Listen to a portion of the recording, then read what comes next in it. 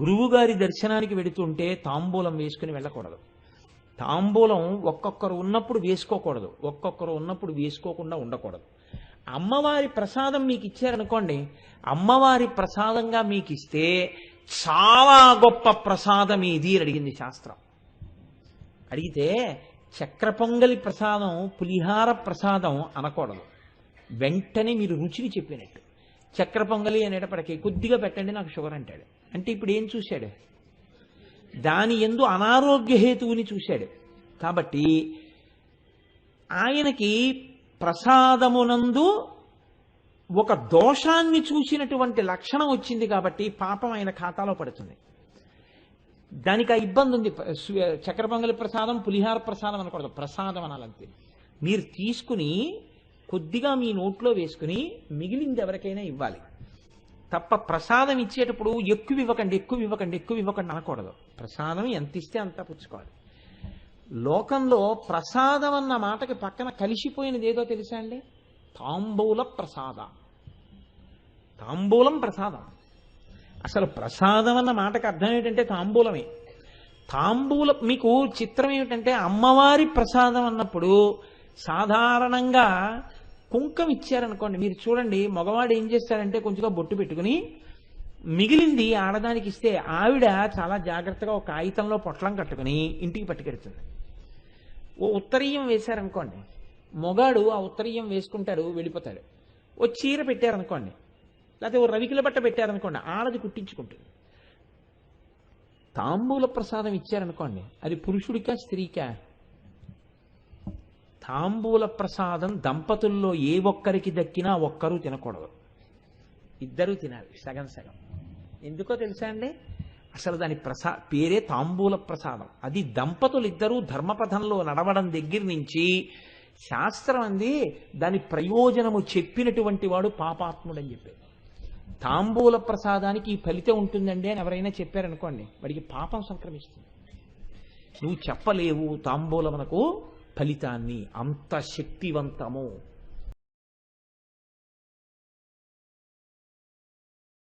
కర్పూర వీటికామోద అంటే కర్పూర తాంబూలము వేసుకుని ఉన్నది.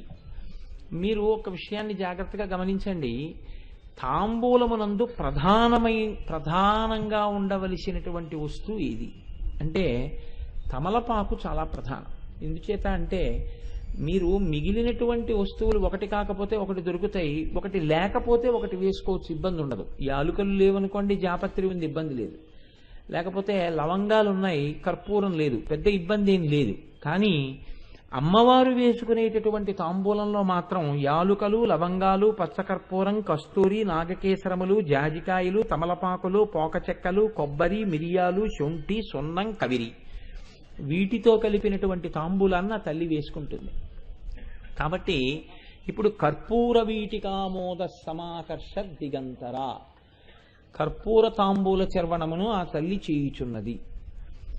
ఈ తాంబూల చర్వణం చేస్తున్నప్పుడు అన్ని దిక్కులలో ఉన్న వాళ్ళు కూడా ఆవిడ తాంబూల చర్వణం చేస్తున్నటువంటి నోటి వంక చూచుచున్నారు.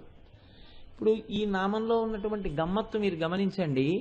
ప్రధానంగా అందులో వాడబడినటువంటివి తమలపాకులు. అసలు తమలపాకులు లేకుండా తాంబూలం అనేటటువంటిది కుదరదు. ఇందులో మీరు కొంచెం జాగ్రత్తగా గమనిస్తే ఈ తాంబూలానికి సంబంధించినటువంటి విశేషం ఒకదాన్ని మీరు తెలుసుకోవాల్సి ఉంటుంది. ప్రధానంగా అందులో ఈ ఆకు ఏదైతే ఉందో తాంబూలంలో వాడేటటువంటి తమలపాకు గురించి కొన్ని మాటలు చెప్పింది శాస్త్రం. తాంబూలార్థం వల్లి తాంబూలి అని పేరు.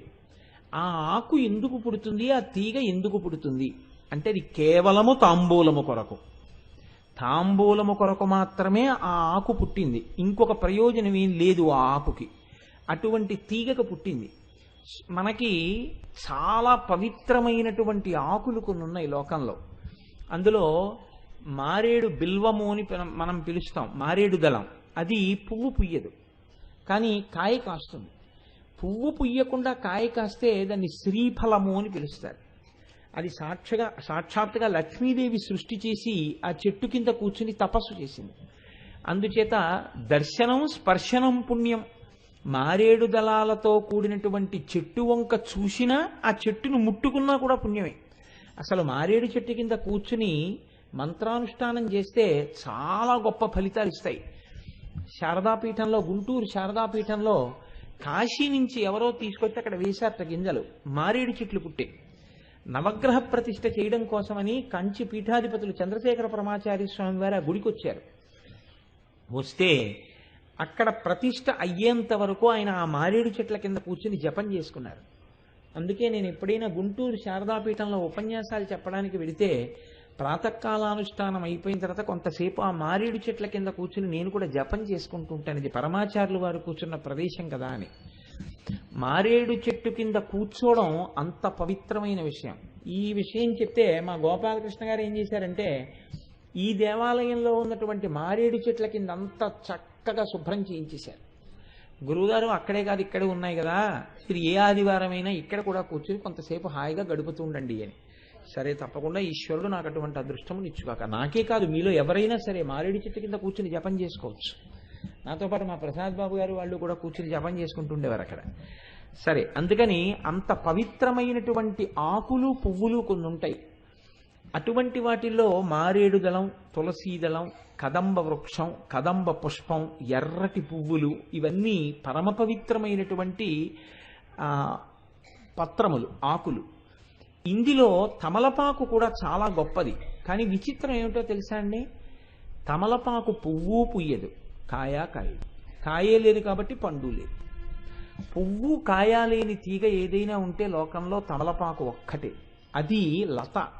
తీగకు తమల ఆకులు కాస్తాయి. వస్తే ఆ ఆకులు తీసుకుని వస్తారు. చిత్రం ఏమిటంటే, శాస్త్రం ఏమందంటే దీని గురించి, అసలు ఇది చతుర్ముఖ బ్రహ్మగారి సృష్టిలోనిది కాదు ఈ లత అని చెప్పింది. మనకి లోకంలో కొన్ని ప్రాణులు కూడా ఉన్నాయి అలా, అవి చతుర్ముఖ బ్రహ్మగారి సృష్టిలోంచి రాలేదు. అందులో గోవు ఒకటి. అందుకే గోవు పాదముల యందు అమృతం ఉంటుంది. ఒక యజ్ఞం కానీ యాగం కానీ చెయ్యాలంటే ముందు ఆవును నడిపిస్తారు. ఆవు తన డెక్కలతో తొక్కిన చోట అమృత బిందువులు ఉలుకుతాయి. ఎక్కడ ఆవు ఉంటుందో అక్కడ ఐశ్వర్యం ఉంటుంది. ఎక్కడ ఆవు ఉంటుందో అక్కడ 33 కోట్ల మంది దేవతలు ఉంటారు. కాబట్టి బ్రహ్మగారి సృష్టిలోని ప్రాణి కానిది ఆవు. అలాగే ఈ సృష్టిలో రానటువంటి తీగ తమలపాకు. తమలపాకుకి సంబంధించినటువంటి తీగ కూడా లౌకికమైన సృష్టిలో రాలేదు. మరి అది ఎలా వచ్చింది అని మీకు అనుమానం రావచ్చు. దాని గురించి ఏమన్నారంటే, నాగస్యై రావణశ్యాలాని జాతత్వా నాగవల్లి అని పిలిచారు. ఆ యొక్క తీగ, ఆ యొక్క లత దేవలోకంలో దేవేంద్రుడు ఎక్కి తిరిగేటటువంటి తెల్లటి ఏనుగు ఒకటి ఉంది, ఐరావతము అని. ఆ ఐరావతాన్ని కట్టేసే స్తంభం ఒకటి ఉంది. ఐరావతాన్ని కట్టేసేటటువంటి స్తంభానికి పుట్టింది ఆ తీగ, తమలపాకు తీగ. అది భూలోకానికి వచ్చింది. అందుకే తమలపాకుకి అంత ప్రశస్తి వచ్చింది. తాంబూలంలో దాన్ని ఎందుకు వేసుకుంటారో తెలుసా అండి?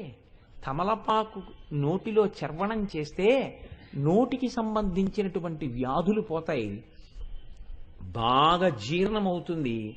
గర్భిణి అయినటువంటి స్త్రీ ప్రతిరోజు ఒకసారి కానీ 2 సార్లు కానీ చక్కటి తాంబూలాన్ని నవిలి మింగితే లోపల ఉన్న శిశువు మంచి ఆరోగ్యవంతంగా తయారవుతుంది.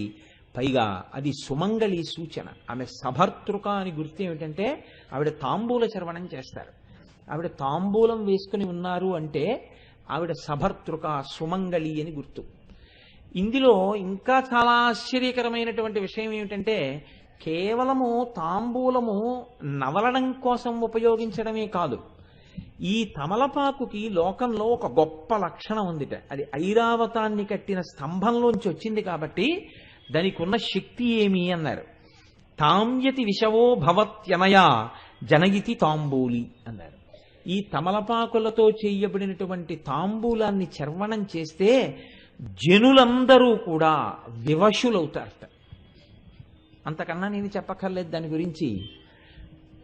అది ఒండరులకు ప్రీతిపాత్రం అవుతుంది. అందుకనే నీ నోరు బాగా పండింది, మీ ఆయనకి నీ మీద ప్రీతి అని ఒక సామెత వచ్చింది. మీరు చూడండి, తమలపాకు విషయంలో ఒక మర్యాద ఉంటుంది. మీకు అలా అన్నిటికీ ఉండదండి. లోకంలో నాకు తెలిసినంత వరకు, నాకు జ్ఞాపకం ఉన్నంత వరకు 2 ఆకుల విషయంలో మాత్రం చాలా గౌరవం ప్రదర్శిస్తారు. తమలపాకు నోట్లో వేసుకుంటే నోరు పండిందంటారు, నోరు ఎర్రబడింది అనరు. గోరింటాకు చేతికి పెట్టుకుంటే చెయ్యి పండిందంటారు, చెయ్యి ఎర్రబడింది అనరు. అబ్బా నీ చెయ్యి ఎంత బాగా పండిందో అంటారు, అంతేకాని నీ చెయ్యి ఎంత ఎర్రబడిందో అనరు. తమలపాకులు చర్వణం చేస్తే, తాంబూల చర్వణం చేస్తే నీ నోరు ఎంత బాగా పండిందో అంటారు, అంతేకాని నీ నోరు ఎంత ఎర్రబడిందో అనరు. మీరు చూడండి, బాగా ఎర్రగా ఉంది నోరు అనరు, బాగా పండింది అంటారు. పండిందన్న మాట తమలపాకుకి, పండిందన్న మాట గోరింటాకుకి ఎందుకు వేస్తారో తెలుసా అండి? ఇవి జీవితము యొక్క ప్రయోజనానికే ముడిపెట్టబడి ఉంటాయి. మీరు ఒక చెట్టు పుట్టాలి అని ఒక టెంక వేశారండి, ఒక మామిడి టెంక వేశారు, చెరుకు రసాలు మీరు తిన్నారు. నేను ఒకనకొకప్పుడు పెద్దాపురంలో కాపురం ఉండేవాడిని. ఓసారి ఆదివారం సంత ఉండేది పెద్దాపురంలో. సంతకు పెడితే నా చెయ్యి ఎంత ఉంటుందో అంతంత చెరుకు రసాల మామిడి పళ్ళు వచ్చాయి ఆ రోజున. నేను చాలా తెల్లబోయి ఆ చెరుకు రసాల మామిడి పళ్ళు ఇంటికి పట్టుకొచ్చాను. పట్టుకొస్తే ఒక్క చెరుకు రసం మామిడి పండు పూర్తిగా ఎవడైనా తినగలిగితే, తిని భోజనం కూడా చేయగలిగితే వాడికి 1,00,000 రూపాయలు ఇవ్వచ్చు. అంత మధురమైన పండు, అంతంత పళ్ళు. ఆ టెంక ఒక్కటే ఇంతంత టెంక ఉంది. నేను తెల్లబోయి ఇదేమిటి అసలు ఇంతంత చెరుకు రసాలు అని దాన్ని పెరట్లో పడేశాను. పడేస్తే అవి 2 చెట్లు లేచాయి మా ఇంట్లో. నా ఇంట్లో ఇప్పటికీ పెద్దాపురం ఇంట్లో అది కొద్ది రోజుల్లో నా ఇల్లు కాకుండా అవుతోందనుకోండి. కాబట్టి ఆ పెద్దాపురం ఇల్లు అసలు నేను వెళ్ళింది ఎక్కడ నా బుర్ర, అసలు నేను ఎప్పుడూ ఆ ఇంటికి వెళ్ళనే లేదు. ఎప్పుడో ఒకసారి గుర్తు వస్తూ ఉంటుంది. ఆ ఇంట్లో ఉన్నాయన మంచివాడు కాబట్టి ఎప్పుడో గుర్తు చేసి ఆయన అద్దిస్తుంటాడు నాకు. ఆ ఇంట్లో పెద్ద పెద్ద చెట్లు పుట్టాయి. అవి మామిడి కాయలు కాస్తుంటాయి. నేను ఎప్పుడు తినలేదు. ఆ ఇంట్లో అద్దెకున్న వాళ్ళే దాన్ని తీసుకుంటుంటారు. అది న్యాయం కూడా. నేను ఎప్పుడు తెచ్చుకోలేదు. వాళ్ళు తీసుకెళ్ళమన్నా నాకు వద్దమ్మా, నీరు పోసింది మీరు, సంరక్షిస్తున్నది మీరు తినండి తప్ప నేను తీసుకెళ్ళను అలాగని చెప్పాను. అలాగే ఓసారి ఇంతంత పనస తొనలు మా సంతలోకి వస్తే తెస్తే, పాపం ఆ రోజుల్లో మా అమ్మగారి శరీరంతో ఉండేవారు. ఆవిడ చాలా శ్రద్ధ తీసుకుని ఆ పనస చెట్లు వేశారు. అవి ఇప్పటికీ చాలా మంది పిల్లల తల్లి ఎలా ఉంటుందో అలా పనస చెట్టు కాపుకొస్తే ఆకులు కనపడవు, ఆశాంతం కాయలు కాసేస్తే నాకు ఆ ఇంట్లో ఉన్నాయని ఫోన్ చేశాడు, మేము పంచలేకపోతున్నామండి, మీరు కనీసం ఒక పెద్ద వ్యాను ఏదో తెచ్చి పట్టుకెళ్ళిపోండి కొన్నాళ్ళని. అప్పుడు ఒక్కసారి మాత్రం మా ముత్యాలు సత్యనారాయణ నేను పెడితే మా ముత్యాలు సత్యనారాయణ ఉండలేక ఓ కాయెట్టుకు వస్తానని కోసాడు. కోసి పట్టుకొచ్చారు. అలా ఏదో ఈశ్వరానుగ్రహం ఉన్నది అగ్గిపెట్టేంత పెరడు. అందులో 2 దేవతా వృక్షాలు పుట్టాయి. సరే, నేను ఎందుకు మనవి చేశాను అంటే, ఈ విషయాలు ఒక్కొక్క ఆకుకి ప్రాధాన్యత ఉంటుంది. ఈ ఆకు గొప్పతనం ఏంటంటే, ఒక టెంక మీరు భూమిలో వేశారనుకోండి, ప్రయోజనం ఏమిటి? అది పండు పండాలని. ఈ టెంకలోంచి మొక్క వస్తుంది. ఇప్పుడు ఈ మొక్కను ఎందుకు రక్షిస్తారు మీరు? ఇది పువ్వు పుయ్యాలని. పువ్వు పూసింది, కోసుకు తినేస్తారా మామిడి పూత? కోసుకోరు. ఇది రక్షింపబడాలి. ఎందుకు? పిందె వెయ్యాలి. పిందెని రక్షిస్తారు. ఎందుకు? కాయ కాయాలి. కాయని రక్షిస్తారు. ఎందుకు? పండు పండాలి. పండిపోయిన తర్వాత ఏం చేయాలి? మీరేం చేయక్కర్లా, అదే విడిపోతుంది. ఇక చెట్టును అంటుకోదు. బాగా పండిపోతే చెట్టు నుంచి విడిపోతుంది. నీ నోరు బాగా పండిందంటారు. అంటే ఏమిటో తెలుసా అండి? ఈ పండిన నోటితో నీవు అత్యంత ప్రీతికరంగా నీ సహధర్మచారినితో మాట్లాడి, నీ సహధర్మచారిని అంత ప్రీతిగా నీతో మాట్లాడి, ఇద్దరూ చెయ్యి పట్టుకుని ధర్మమునందు ప్రస్థానం చేసి మీ జీవితాలు పండించుకోవాలి. ఒండరుల యందు ప్రీతి లేదనుకోండి, ఒకరంటే ఒకరికి, ఈయన వ్రతం చేద్దామంటే ఆవిడ వద్దంటుంది, ఆవిడ గుళ్ళోకి వెడదామంటే ఈయన వద్దంటాడు. ఒకవేళ ఈవిడ వద్దంటే ఆయన విశాల హృదయంతో ఒప్పుకున్నాడు అనుకోండి, ఈయన చేద్దామంటే ఆవిడ ఒప్పుకుంది అనుకోండి, వాళ్ళిద్దరూ ధర్మమునందు ప్రస్థానం చేశారు. అందుకని ఇద్దరూ పండుతున్నారు. అందుకే ఈవిడ నోరు పండితే ఆయనకు అనుగ్రహం, ఆయన నోరు పండితే ఈవిడకు అనుగ్రహం. అది ఎవరి విషయంలో? ఒక్క తమలపాకు విషయంలో. అందుకే నోరు పండిందంటారు కానీ నోరు ఎరుపయింది అంటారు. ఎరుపైతే రాగరంజితం, అది కేవలం కామ్య ప్రయోజనం కాదు. నోరు పండింది అంటే ధర్మ ప్రస్థానానికి పనికొచ్చింది.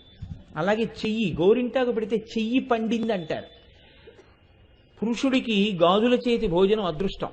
ఎంత అలిసిపోయి ఇంటికొచ్చిన భార్య ప్రేమార పెట్టినటువంటి అన్నం కడుపు నిండుతుంది. అమ్మ పెట్టిన అన్నం కడుపు నిండుతుంది. గాజులు వేసినటువంటి చెయ్యి పాణిగ్రహణం అయిన తర్వాత సాలంకృతం చెయ్యబడుతుంది. ఈ చెయ్యి ఈశ్వరుడి చేత పట్టబడింది కాబట్టి భర్త దైవమై ఉన్నాడు, ఆమె సభర్తృక కనుక ఆ చెయ్యి దైవస్వరూపాన్ని రోజు అర్చన చేస్తోంది. ఆయనకి పలహారం పెట్టడం అంటే ఈశ్వరుడికి బాలభోగం, ఆయనకి భోజనం పెట్టడం అంటే భగవంతుడికి మహానైవేద్యం. ఆయన పడుకున్నప్పుడు ఒక పాట పాడడం అంటే ఈశ్వరుడికి ఏకాంత సేవ. కాబట్టి ఇప్పుడు భర్తని అలా అనుగమించగలిగినటువంటి చెయ్యి ఏది చేస్తున్నా ఆ చేత్తో చేస్తోంది కాబట్టి ఆయన పుణ్యంలో సగభాగం పడిపోతోంది. అటువంటి చెయ్యి కాబట్టి ఈ చేతికి అలంకారం ఉండాలి, గాజులు వేశారు. ఇది సభర్తృక యొక్క చెయ్యి, అందుకని దీనికి గాజులు వేయండి అన్నారు. ఈ గాజుల చేతి భోజనం చెయ్యడం పురుషుడికి మహద్భాగ్యం అన్నారు. అలాగే ఇప్పుడు ఈ చెయ్యి పండిందన్నారు. అంటే ఈ చెయ్యి ఆయన్ని సేవించి, ఆయన ఈ సేవలందుకని బాగా ఈశ్వరుణ్ణి సేవించి ఇద్దరూ కలిసి జీవితాన్ని పండించుకోవడానికి ఈ చెయ్యి ఆయన ధర్మప్రస్థానంలో ఉపయుక్తమవుతోంది. కాబట్టి చెయ్యి పండింది అంటారు. గోరింటాకుకి చెయ్యి పండింది, తమలపాకుకి నోరు పండింది. అంటే మీరు ఆ ఆకుకున్నటువంటి గౌరవాన్ని మీరు చూడండి. అసలు దాని సృష్టి అటువంటిది. అందుకే ఆ ఆకుతో కూడిన పదార్థాన్ని నోటిలో చర్వణం చేసినంత మాత్రం చేత విశేషమైనటువంటి ప్రయోజనములు సమకూరుతాయని చెప్తోంది శాస్త్రం.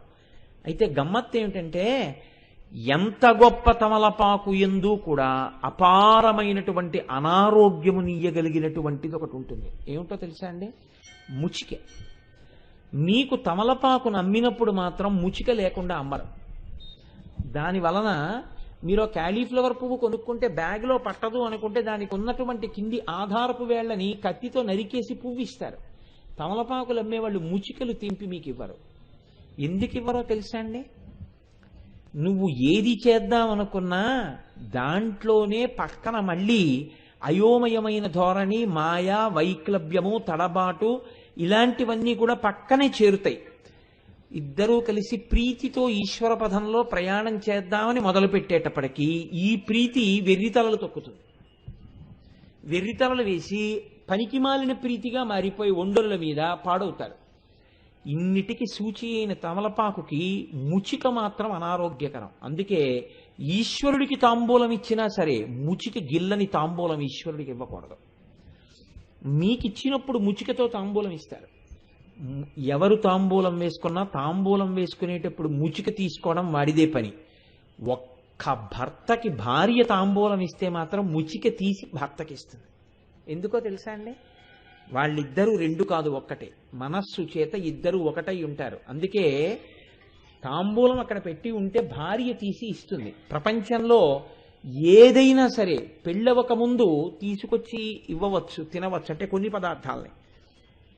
ఒక్క తాంబూలం మాత్రం పురుషుడు తన జీవితంలో ఎవరి చేత్తో ఇచ్చిన తాంబూలం వేసుకోకూడదు. పెళ్ళయిన తరువాత భార్య ఇచ్చిన తాంబూలాన్ని నోట్లో వేసుకోవడంతోనే తాంబూలపు రుచి పురుషుడికి తెలియాలి అని ధర్మశాస్త్రం. అప్పటి వరకు తాంబూలం పురుషుడు చర్వణం చేయకూడదు. గురువుగారి దర్శనానికి వెడుతుంటే తాంబూలం వేసుకుని వెళ్ళకూడదు. తాంబూలం ఒక్కొక్కరు ఉన్నప్పుడు వేసుకోకూడదు, ఒక్కొక్కరు ఉన్నప్పుడు వేసుకోకుండా ఉండకూడదు. అమ్మవారి ప్రసాదం మీకు ఇచ్చారనుకోండి, అమ్మవారి ప్రసాదంగా మీకు ఇస్తే చాలా గొప్ప ప్రసాదం ఇది అని అడిగింది శాస్త్రం. అడిగితే చక్ర పొంగలి ప్రసాదం, పులిహార ప్రసాదం అనకూడదు. వెంటనే మీరు రుచిని చెప్పినట్టు. చక్ర పొంగలి అనేటప్పటికీ కొద్దిగా పెట్టండి నాకు షుగర్ అంటాడు. అంటే ఇప్పుడు ఏం చూశాడు? దాని యందు అనారోగ్య హేతువుని చూశాడు. కాబట్టి ఆయనకి ప్రసాదమునందు ఒక దోషాన్ని చూసినటువంటి లక్షణం వచ్చింది కాబట్టి పాపం ఆయన ఖాతాలో పడుతుంది. దానికి ఆ ఇబ్బంది ఉంది. చక్కెర పొంగలి ప్రసాదం, పులిహార ప్రసాదం అనకూడదు, ప్రసాదం అనాలంతే. మీరు తీసుకుని కొద్దిగా మీ నోట్లో వేసుకుని మిగిలింది ఎవరికైనా ఇవ్వాలి తప్ప ప్రసాదం ఇచ్చేటప్పుడు ఎక్కువ ఇవ్వకండి, ఎక్కువ ఇవ్వకండి, ఎక్కువ ఇవ్వకండి అనకూడదు. ప్రసాదం ఎంత ఇస్తే అంతా పుచ్చుకోవాలి. లోకంలో ప్రసాదం అన్న మాటకి పక్కన కలిసిపోయినది ఏదో తెలుసా అండి? తాంబూల ప్రసాద. తాంబూలం ప్రసాదం. అసలు ప్రసాదం అన్న మాటకి అర్థం ఏంటంటే తాంబూలమే. తాంబూలం మీకు చిత్రం ఏమిటంటే అమ్మవారి ప్రసాదం అన్నప్పుడు సాధారణంగా కుంకం ఇచ్చారనుకోండి, మీరు చూడండి మగవాడు ఏం చేస్తారంటే కొంచెంగా బొట్టు పెట్టుకుని మిగిలింది ఆడదానికి ఇస్తే ఆవిడ చాలా జాగ్రత్తగా ఒక కాగితంలో పొట్లం కట్టుకుని ఇంటికి పట్టుకెడుతుంది. ఓ ఉత్తరీయం వేశారనుకోండి, మొగాడు ఆ ఉత్తరీయం వేసుకుంటాడు, వెళ్ళిపోతాడు. ఓ చీర పెట్టారనుకోండి, లేకపోతే ఓ రవికిల బట్ట పెట్టారనుకోండి, ఆడది కుట్టించుకుంటుంది. తాంబూల ప్రసాదం ఇచ్చారనుకోండి, అది పురుషుడికా స్త్రీకా? తాంబూల ప్రసాదం దంపతుల్లో ఏ ఒక్కరికి దక్కినా ఒక్కరూ తినకూడదు, ఇద్దరూ తినాలి సగం సగం. ఎందుకో తెలుసా అండి? అసలు దాని పేరే తాంబూల ప్రసాదం. అది దంపతులు ఇద్దరూ ధర్మపథంలో నడవడం దగ్గర నుంచి శాస్త్రం అంది దాని ప్రయోజనము చెప్పినటువంటి వాడు పాపాత్ముడని చెప్పారు. తాంబూల ప్రసాదానికి ఈ ఫలితం ఉంటుందండి అని ఎవరైనా చెప్పారనుకోండి, వాడికి పాపం సంక్రమిస్తుంది. నువ్వు చెప్పలేవు తాంబూలమునకు ఫలితాన్ని, అంత శక్తివంతము. అమ్మవారికి మీరు చేసేటటువంటి ఉపచారములలో అత్యంత శక్తివంతమైన ప్రసాదం ఏదో తెలుసా అండి? మీరు నోటితో అడగక్కర్లేదు, ఏ కోరికలనైనా తీర్చగలిగినటువంటి విశేషమైన సమర్థత దేనికి ఉంటుంది? తాంబూలం అనుకుంటుంది. తాంబూలం వేసుకోకుండా సుమంగళి ఇంట్లో ఉండవచ్చా? ఆమె తన సౌమాంగల్యమునే అవమానించుకున్నట్టు. ఆమె రోజు తాంబూల చర్వణం చెయ్యాలి. సుమంగళిని అని గొప్ప ఏమిటో తెలుసా అండి? తాంబూల చర్వణం. సభలో ఆడవాళ్ళు తాంబూలం వేసుకొని కూర్చొని ఉన్నారనుకోండి, ఉత్తర క్షణంలో అమ్మవారి నోరు కనపడి నమస్కారం చేయాలి. అందుకే నాకు తెలిసి, ఏమో ఎక్కడైనా జరుగుతున్నాయేమో నాకు తెలియదు, నేనే అన్ని చోట్లకి ఎక్కువ వెళ్ళను, శారదా నవరాత్రుల్లో మధురమైనటువంటి తాంబూలాన్ని ఏదో ఒక రోజున పూజ చేసుకున్నటువంటి సువాసినులందరికీ ఇచ్చేటటువంటి అలవాటు ఉన్న ప్రాంగణం అయ్యప్ప స్వామి దేవస్థాన ప్రాంగణం. ఇక్కడ అలా తాంబూలం ఇచ్చి ఆడవాళ్ళని వేసుకుని దర్శనానికి వెళ్ళమని చెప్తాం. అంత గొప్ప ప్రసాదం తాంబూల ప్రసాదం. దాని పేరే తాంబూల ప్రసాద.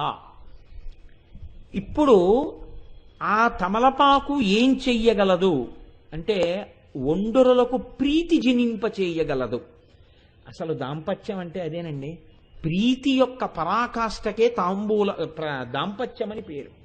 అది ఒక స్థితిలో శరీర సంబంధమైనటువంటి ప్రీతిగా ప్రారంభం కావచ్చు, కానీ ఈ ప్రీతి ఏమైపోతుందంటే శరీరములు వృద్ధాప్యంలోకి వచ్చేసిన తర్వాత అప్పుడు ఇంకా బాగా బడలిపోయినటువంటి స్థితిలో ఒకరిని ఒకరు అనుగమించినటువంటి కారణాన్ని తీసుకుని ఒకరి యందు ఒకరికి ప్రీతి కలుగుతుంది. అయ్యయ్యో, నా జీవితంలో ఇంత కష్టపడి నన్ను అనుగమించింది, ఇన్ని కష్ట సుఖాలలో తోడు నీడగా తల్లిని మరపించే ఇల్లాలి ఆదరణ అని జ్ఞాపకానికి వస్తుంది. జ్ఞాపకానికి వచ్చి ఆమె యందు ప్రీతి పెరుగుతుంది. ఇప్పుడు ఆవిడ శరీరంతో పురుషుడికి సంబంధమే ఉండదు, ఆవిడ మనసుతో సంబంధం. పురుషుడు జర్జరీభూతం అయిపోతాడు, వృద్ధుడైపోతాడు. ఇప్పుడు ఆయన ఏం తేలేడు, ఆయనకేమీ ఆదాయం లేదు, ఆయనకేం పెద్ద ఆరోగ్యవంతుడేం కాడు. ఇప్పుడు ఆయన ఏమీ తట్టుకోలేడు. భార్య మనస్సంతా దేని మీద ఉంటుందంటే ఆయన యందే ఉంటుంది. ఆయన కోసం ఏదైనా త్యాగం చేస్తుంది. శాస్త్రం ఏమందో తెలుసా అండి? ఆయన్ని విడిచిపెట్టి వెళ్ళడం కుదరదు కాబట్టి నేను యాత్రకు వెళ్ళలేకపోతున్నాను అందనుకోండి ఒక ఆవిడ, ఆ యాత్ర చేసిన ఫలితం ఆవిడ ఖాతాలో వేసేయమంది. భర్తని అనుగమించడం అంటే అంత శక్తివంతం శాస్త్రంలో. ఈ అనుగమించగలిగినటువంటి ప్రీతి దేని వలన ఏర్పడుతుంది? తాంబూల చర్వణము చేత ఏర్పడుతుంది. ఆ శక్తి ఎలా ఉంది వేసుకు చూడికి తెలుస్తుందని చెప్పారు. కాబట్టి తాంబూల చర్వణము ఎవరికి విధి అని చెప్పారు అంటే సుమంగళి వేసుకుని తీరవలసినది. సుమంగళి ఎందుకు వేసుకుంటారంటే భర్త పూజ చేస్తాడు రోజు షోడశోపచారాలతో. పూజ చేసినప్పుడు చక్కగా ముందున్నటువంటి కొనలు తెంపేస్తాడు, చివర్లు తెంపేస్తాడు, తాంబూలాన్ని పార్వతీ పరమేశ్వరులకో లక్ష్మీనారాయణులకో సమర్పణం చేస్తాడు పూజా మందిరంలో. భార్య తాను భోజనానికి కూర్చునే ముందే ఆ తాంబూలాన్ని తీసుకుని కళ్ళకద్దుకుని తెచ్చుకుని పక్కన పెట్టుకుంటుంది. ఇప్పుడు ఆవిడ భోజనం అయిపోయిన తర్వాత అలవాటు ఉంటే వేసుకుంటానంటే భర్త గారికి ఓ తాంబూలం చేసిస్తుంది, ఈ తాంబూలం ఆవిడ వేసుకుంటుంది. ప్రతిరోజు ఈ తాంబూలం ఆవిడ వేసుకోవడం వల్ల ఏమవుతుందంటే ఆయన ఈవిడ ఒండరులు ఒకరి యందు ఒకరు ప్రీతి కలిగిన వారై ఉంటారు.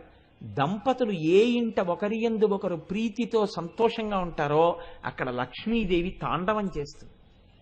ఆ ఇల్లు అంత సంతోషంతో అంత సౌభాగ్యంతో ఉంటుంది. తాంబూల తిరస్కారము కాని తాంబూలమును నిందించడం కాని మహాపాపం. మీకు నేను ఇంకొక మాట కూడా చెప్తాను. పెద్ద మనుషులు ఇక మాట తప్పము అని నిర్ణయం చేసుకున్నారు అని గుర్తేమి అని అడిగారు. తాంబూలాలు మార్చుకుంటారు. అందుకే తాంబూలాలు ఇచ్చుకున్నారండి అంటారు. ఏమంటే వాళ్ళ ఇంట్లో నిశ్చితార్థం అయిపోయిందంటారు. నిశ్చితార్థం అయిపోయిందంటే ఏం చేస్తారంటే దాంట్లో వైదికమైనటువంటి క్రతువేం లేదు. వైదిక ప్రక్రియకు భంగపాటు కాని పని చెయ్యాలి. వైదిక ప్రక్రియకు భంగపాటు కలిగేటటువంటి పని చెయ్యకుండా ఉండడానికి నిశ్చితార్థం అని పేరు. అనగా మీరు నన్ను ఇంకోలా అనుకోను అంటే నేను మీకు మాట చెప్తాను. నిశ్చితార్థం నాడు పెళ్లి కొడుకు పెళ్లి కూతురికి ఉంగరం పెట్టాడు అనుకోండి, అంటే ఆ పెళ్లి దేనితో ప్రారంభమవుతోంది అంటే దేవతలను, తల్లిదండ్రులను, వైదిక ప్రక్రియను, వేదమును, గాయత్రిని అవమానించడంతో ప్రారంభమవుతోందన్నమాట ఆ దాంపత్యం. ఎందుకని? ఎలా ముట్టుకుంటాడు పరపురుషుడు? తాళి ఎక్కడ కట్టాడు? జీలకర్ర బెల్లం ఎక్కడ పెట్టాడు? ఈయన కన్యాదానం ఎక్కడ చేశాడు? చెయ్యకుండా ఆ అమ్మాయిని పుట్టుకుని నువ్వు నా భార్యవి అన్న భావనతో ఆభరణాన్ని ఎలా పెడతాడు? అసలు ఆభరణం పెట్టచ్చా? పెట్టకూడదు. ఆఖరణ పెళ్లికి చిట్ట చివర నాకబలి అని చేస్తారు. నాకబలి అని పేరు దానికి. అది ఇవాళ నాగవల్లి నాగవల్లి అంటున్నారు. నాకబలి అంటే ఏమిటో తెలుసా అండి? పెళ్లిలోనే సాలంకృతం చేస్తారు పిల్లని. సాలంకృత కన్యాదానం అని తీసుకొచ్చి కూర్చోబెడతారు. తన భార్య అయిన తర్వాత జీలకర్ర బెల్లం పెట్టి మంగళసూత్రం కట్టేంత వరకు ఆమె పక్కన కూర్చునే అధికారం ఈయనకి లేదు. కన్యాదాత పెళ్లి భోజనాలు ఎప్పుడు పెట్టాలో తెలుసా అండి? పెళ్లి చేశాక. ఎందుకు పెడుతున్నావు భోజనాలు? వాళ్ళకేం పెళ్లి అవ్వలేదుగా ఇంకా. ఎవరికి వేయాలి మేము అక్షతలు? మీరు నన్ను పెళ్లికి పిలిచారండి, ఇవాళ రాత్రి 2 గంటలకు పెళ్లి, ఇవాళ రాత్రి 7ంటికి భోజనాలు. నేను వచ్చి భోజనం చేశాను. ఎందుకు చేశాను? రేపు మీ ఇంట్లో పెళ్లి కాబట్టి. ఇప్పుడు నేను ఎవరికైనా అక్షతలు? వాళ్ళిద్దరూ వచ్చి నాకు పెళ్లికి వెళ్ళాలంటే అసహ్యం. ఎందుకో తెలుసా అండి? వాడు కర్ణుడు కవచకుండలాలతో పుట్టినట్టు వాడు బూట్లు వేసుకుని ఉంటాడు. వాడి నమస్కారం ఏంటి? వాడికి నేను అక్షతలు ఏంటి? ఎందుకు ఇవ్వడం వాడికి నేను? వాడికి అసలు నమస్కారం చేసే యోగ్యతతో ఏ పెళ్లి కొడుకు ఉండడు. వాడు ఎప్పుడు అసలు బూట్లు విప్పి పెద్దలు వస్తారా మనకు అక్షతలు వేస్తారు. మన జీవితం ఆ అక్షతల మీద ఆధారపడింది. మనం వారి కాళ్ళకి నమస్కారం ఎలా చేస్తాం? బూట్లు వేసుకుని. అందుకని మనం చెప్పులు లేకుండా నిలబడి ఉందామని ఏ పెళ్లి కొడుకు నుంచి ఉంటున్నాడు ఈ రోజున? ఎవ్వడికి అక్కర్లేదు. వాడు కర్ణుడు పుట్టినట్టు వాడు బూట్లు వేసుకు పుట్టినట్టు బూట్లు వేసుకుని ఉంటాడు అక్కడ. పెళ్ళి అవ్వదు ఇంకా. తెల్లవారుజామున పెళ్లి.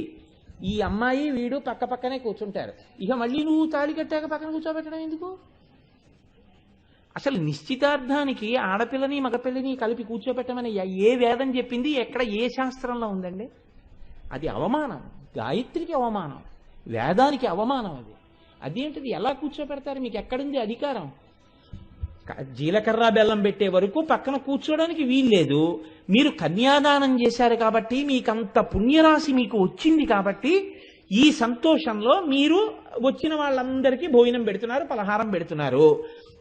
వాళ్ళందరూ సంతోషంగా ఇద్దరి తల మీద అక్షతలు వేసి అన్యోన్య దాంపత్య సిద్ధిరస్తూ పుత్రపౌత్రాభివృద్ధిరస్తూ అంటున్నారు. వీడికి పెళ్ళము లేదు, ఆ అమ్మాయికి మొగుడు లేడు. పుత్రపౌత్రాభివృద్ధిరస్తూ అని ఎలా వేస్తున్నావు ఇద్దరికి? వాళ్ళిద్దరికీ అక్షతలు వేసి మీ ఇద్దరికీ పిల్లలు పుట్టాలని చెప్తే వాళ్ళిద్దరిని వ్యభిచారం చేయించిన దోషం నీకు వచ్చింది. ఏది ఎక్కడ పెట్టి జీలకర్ర బెల్లం ఎక్కడ పెట్టుకున్నారండి? మంగళసూత్రం ఎక్కడ కట్టారని కుర్చీల్లో కూర్చోబెట్టి అక్షతలు ఇస్తున్నారు మీరు. ఏది వేదం మీద మర్యాద మీకు? పెళ్లికి ముందు భోజనాలు ఏంటి? పెళ్లికి ముందు రోజు రాత్రి భోజనాలు ఏంటి? పెట్టుకుంటే మీ బంధువులకి పెట్టుకోండి. ఊళ్ళో వాళ్ళకి ఏ అధికారంతో పెడతారు మీరు? ఇది ఒక అర్థరహితమైనటువంటి సిద్ధాంతం. ఇది ఎక్కడి నుంచి వచ్చిందో నాకు తెలియదు. ఇవాళ నిశ్చితార్థం అంటే ఏమిటంటే అసలు పెద్దలు వెర్రేళ్లలా కూర్చుని ఉంటారు. వీడు దానికి ఉంగరం దొరుకుతాడు, ఇది వాడికి దండేస్తుంది. వీళ్ళిద్దరూ ఫోటోలు దిగుతారు, వీడియోలు తీసుకుంటారు. మీరు ఇంకా ఊరుకుంటే మీరు అక్కడ ఉంటారు, వాళ్ళిద్దరూ మోటార్ సైకిల్ మీద ఎక్కడికో వెళ్ళొస్తారు. అంటే నా ఉద్దేశం గుడికో గోపురానికో అయి ఉండదు. ఏ అధికారంతో వెళ్ళారండి గుడికి వాళ్ళిద్దరు? వాళ్ళిద్దరు వెళ్ళాక మేము కాబోయే దంపతులమన్న భావనతో వెళ్ళారా వాళ్ళు? ఎలా వెడతారు వాళ్ళిద్దరు గుళ్ళోకి? ఏ ఈశ్వరుడి మ్రోల కదా వెళ్ళడం? అన్నం తింటున్నావా, గడ్డి తింటున్నావా? తండ్రి వెయ్యుండి ఎలా పంపించావు కూతురునలాగా? ఎందుకు ఈ మాట అంటున్నానంటే ఇలా నేను అనుకుంటే గడ్డి తిని పంపించని రేపు పొద్దున్న నన్ను అడిగే అవకాశం కొంతమందికి ఉండదని. అందుకని ముందుగానే విజ్ఞాపన అనమాట ఇది పరోక్షంగా. కాబట్టి నిశ్చితార్థానికి పెళ్లి కూతురు వెళ్ళొచ్చా? ఒక్క నాటికి వెళ్ళకూడదు. అది వైదిక తిరస్కారం. ధర్మశాస్త్రంలోనే ఉంది. దీనికి మాకు ఆచారం ఉందండి అంటే అది ఏ ఆచారం అయినట్టు? మాకు వేదాన్ని తిరస్కరించడం ఆచారం అని చెప్పినట్టు. అసలు అలా చెప్పచ్చా? ఒక్కనాటికి చెప్పకూడదు.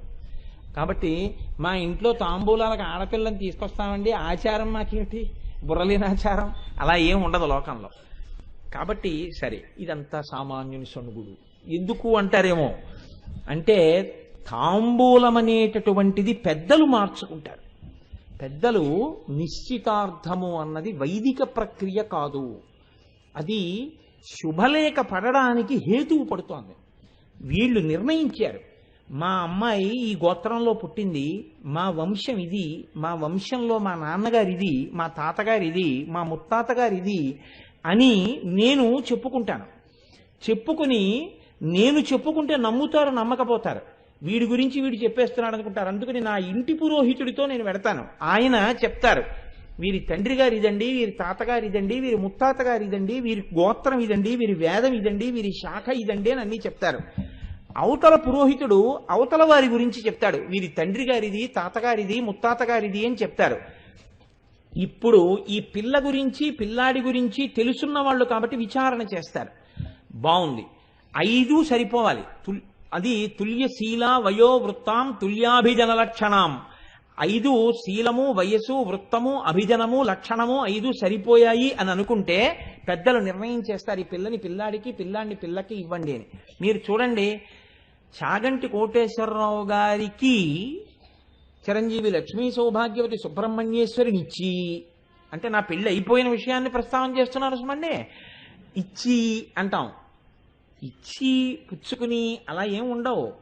వారు వీరు కలిసి వివాహం జరుగుతుందంటే, ఇద్దరు కలిసి ధర్మపథంలో నడుస్తారు. ఇలా నడిచేటప్పుడు ముందు పెద్దలు అంగీకరిస్తారు, ఒకరితో ఒకరు అంగీకరించి ఈయన చేతిలో పట్టుకున్న తాంబూలాన్ని ఆయనకిస్తాడు, ఆయన చేతిలో పట్టుకున్న తాంబూలాన్ని ఈయనకిస్తాడు. తమలపాకులలో పెట్టబడిన 2 అరటిపళ్ళు అంత గొప్పవి. 2 అరటిపళ్ళు పెట్టి తమలపాకుల్లో వక్కలు వేసి మార్చుకుంటే ఇక ఆ పెళ్లి నిశ్చయమైపోయినట్లే. ఇంకా ఇంతకన్నా మంచి సంబంధం ఏదో వచ్చిందనుకోండి, అప్పుడు మీరు ఏమనుకోకుండా అబద్ధాలు అనకూడదు. ఇక నిశ్చితార్థం అయిపోతే ఆ పెళ్లి అయిపోయినట్టు లెక్క. సరే, వేరు వేరు కారణాలకి వేరు వేరు ప్రాయశ్చిత్తాలు వేరు కోణంలో చెప్పారు. ఇప్పుడు అవి అమంగళకరమైన విషయాల గురించి నేను మాట్లాడను. కాబట్టి దానికి ఏది పెద్దలు ఒప్పుకున్నారు అనడానికి గుర్తేది? తాంబూలం ఇచ్చి పుచ్చుకుంటారు. అందుకే తాంబూలాలు ఇచ్చేశారండి అంటారు. తాంబూలాలు ఇచ్చేశారు అని ఒక సామెత కూడా వచ్చింది లోకంలో, కన్యాశుల్కం నాటకాన్ని ఆధారం చేసుకుని. అంటే అది నిశ్చయం అయిపోయిందిరా, ఇక నువ్వేం చేస్తావు, జుత్తు పట్టుకోండి అంతే. కాబట్టి పెద్దలు తాంబూలాలు మార్చుకోవడం అంటే ఆ స్థాయి. ఇంటికి ఎవరైనా మహాత్ములు వచ్చారనుకోండి, ఏం చెయ్యాలని అడిగింది శాస్త్రం. నీకు ఏమీ చేత కాకపోయినా వారికి తాంబూలం ఇవ్వడం చేత కావాలి. ఇంట్లో తమలపాకులు అరటిపళ్ళు పెట్టుకుని ఇంటికి పెద్దలు వచ్చి వారు వెళ్ళిపోయే ముందు వారి చేతిలో తాంబూలం పెట్టి నమస్కారం చేయాలి. తాంబూలం అంటే ఇవాళ ఏమైపోయిందంటే దక్షిణ అన్న శబ్దం వచ్చేస్తోంది.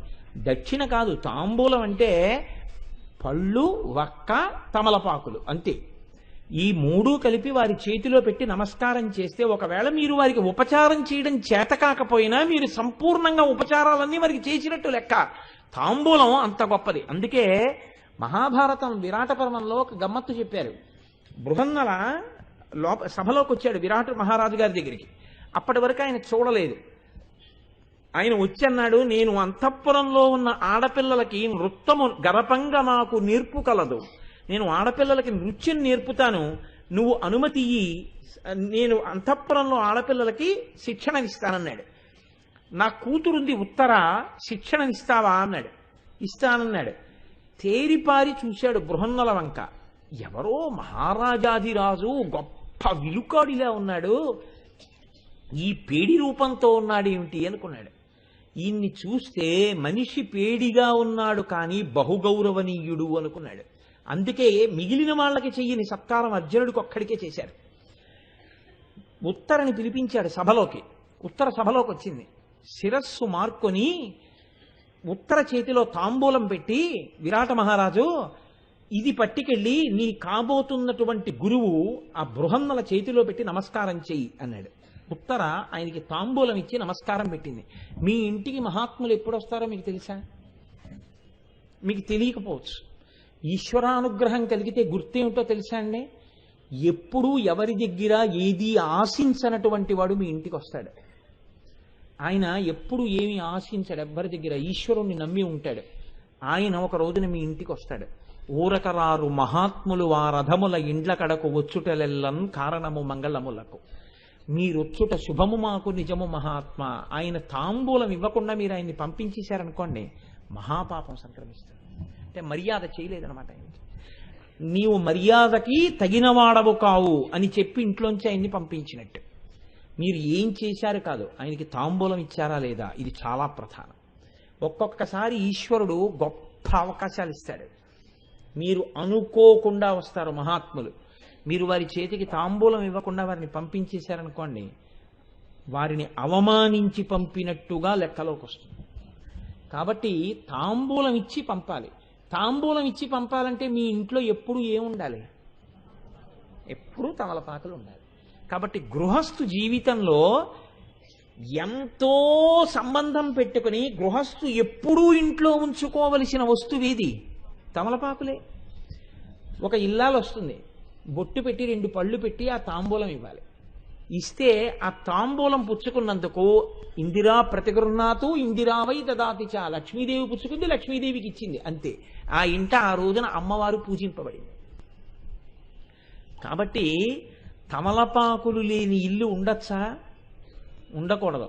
రేపటి వరకు తమలపాకులున్నాయి, ఎల్లుండికి తమలపాకులున్నాయంటే రేపు కొని తెచ్చేసుకుని ఫ్రిడ్జ్లో పెట్టేసుకోవాలి. ఇప్పుడంటే ఫ్రిడ్జులు ఉన్నాయి, ఫ్రిడ్జులు లేని రోజుల్లో కూడా తమలపాకులు ఇంట్లో లేకుండా ఉండేవారు కదా, తమలపాకులు ఇంట్లో ఉంటాయి. ఇప్పుడు చెప్పండి, అమ్మవారు తాంబూలం మామూలుగా వేసుకుంటోందా, మీకు ఇవన్నీ చెప్పించాలని అనుకుంటోందా? నాకు చెప్పండి. ఇప్పుడు తమలపాకుకే ఇంత గొప్ప ఉంటే అమ్మవారి తాంబూల ప్రసాదం ఎంత శక్తివంతమై ఉంటుంది. కాబట్టి ఇంత గొప్ప తమలపాకులు ఏవైతే ఉన్నాయో జీవితాన్నే పండించగలిగినటువంటి తమలపాకులు, అటువంటి తమలపాకులతో చేయబడినటువంటి తాంబూలాన్ని అమ్మవారు చర్వణం చేస్తోంది. కర్పూర వీటికామోద సమాకర్ష దిగంతరా. ఇప్పుడు ఇందులో మీరు గమ్మత్తు చూడండి. నేను తాంబూల చర్వణం చేస్తున్నాను అనుకోండి, నేను తాంబూల చర్వణం చేస్తే అందులోంచి సువాసన వస్తుంది. సువాసన లేనిది, కేవలంగా మత్తు కలిగించేది, నెత్తురు కక్కినట్టుగా బయటికి ఉమ్మవలసిన అవసరం ఉన్నది, అనారోగ్య హేతువైనటువంటిది, దాన్ని తాంబూలం అనరు, ఉత్ప్రేరకము అంటారు. అది నీ ఆరోగ్యాన్ని నువ్వు నాశనం చేసుకొనుట, పైగా దాన్ని తాంబూలం అన్న పేరుతో పిలిచి వేసుకోవడం మరింత మహాపాపం. అది తాంబూలం అని చెప్పలేదు శాస్త్రం. ఏది తాంబూలము అంటే ఏది నీకు సమస్తమైన శుభములను చేకూర్చగలదో అది తాంబూలం. అటువంటి తాంబూలం మాత్రమే చర్వణం చేయవలసి ఉంటుంది. ఇప్పుడు అటువంటి తాంబూలం వేసుకుంటే నోట్లోంచి సువాసన వస్తుంది. సువాసన వస్తే మీరు కొంచెం జాగ్రత్తగా పట్టుకోవలసి ఉంటుంది ఈ మాట. నేను తాంబూలం వేసుకుని ఇంట్లో కూర్చున్నాను అనుకోండి, నాకన్నా పెద్దవారు కానీ, నా తమ్ముడు కానీ, మా అన్నయ్య కానీ, మా వదిన గారు కానీ, నా మరదలు కానీ, నా అక్క కానీ, నా చెల్లి కానీ, అన్నయ్య నీ నోట్లో తాంబూలం భలే ఉంది అన్నయ్య, భలే సువాసన వస్తుంది అన్నయ్య అని నా నోరు వంక అలా చూసి నా నోట్లో ఉన్నటువంటి తాంబూలపు ముద్ద తను తిందామనేటటువంటి దృష్టితో చూడదు. అసలు ఆ తాంబూలం వంక చూడగానే ఏమిటో చాలా ఆశ్చర్యంగా చూసేది ఎవరు చూస్తారు? చిన్నపిల్లలు చూస్తారు. మీరు చూడండి, పిల్లల్ని ఏమంటారంటే, ఒరే మీరు పిల్లలు మీరు తాంబూలం వేసుకోకూడదంటారు, అన్నం పెడతారు. పెద్దవాళ్ళకి తాంబూలం ఇస్తారు. ఇస్తే ఈ తాంబూలం పెద్దవాళ్ళు వేసుకుని నవ్వులుతూ ఉంటారు. పెళ్ళి అయిపోయిన తర్వాత నవ్వులుతున్నప్పుడు పిల్లలు ఏం చేస్తారంటే చాలా కుతూహలంగా అలా తల్లి నోటి వంక చూసి, అమ్మ ఏంటమ్మా తింటున్నావు, అమ్మ ఏంటమ్మా తింటున్నావు అంటారు. సువాసన వస్తుంటుంది. అమ్మ కావాలని ఇలా వంగి ఇలా ఇలా నవ్వులుతుంది. నవ్వితే అమ్మాయి అంత మంచి వాసన వస్తుంది, అమ్మ ఏంటమ్మా అది ఏంటమ్మా అది అంటాడు. అది తాంబూలం రా అంటాను. అమ్మ నాకు తాంబూలం ఇయ్యమ్మా, నాకు నువ్వు తినకూడదంట. అనగానే వాడికి మక్కువ పట్టుకుంటుంది. అమ్మ నోరు ఎందుకు వెళ్ళిపోయింది, నేను తినాలి. ఇప్పుడు అమ్మ ఏం చేస్తుందంటే నోరు తెరని చెప్పి చేతితో తీసి నోట్లో పెడుతుందని మీరు అనుకుంటున్నారేమో. అలా పెట్టడం అమ్మతనం కాదు. మీరు ఎప్పుడైనా చూశారో లేదో, అమ్మ తాంబూలం పెట్టడంలోనే గమ్మత్తుంటుంది. ఆ చిన్ని నోరు తన నోట్లోకి పెట్టుకుని తన నాలుకతో తాను నవ్వులుతున్న తాంబూలపు పిడచ తెరిచిన చిన్ని లక్క పెడతంత నోట్లోకి అలా తోసేస్తుంది. తోసేస్తే వాడు దాన్ని చప్పరించి తిని అమ్మ చాలా బాగుందమ్మా చాలా బాగుందమ్మా అంటాడు. ఒక్క పిల్లలు తిన్న తాంబూలంలో ఏది ఎక్కువ కలిసింది? అమ్మ ఉమ్ము కలిసింది కదండి. ఇంకొక రకం నేను ఇంత పవిత్రమైన వీరికి మించి మాట్లాడను.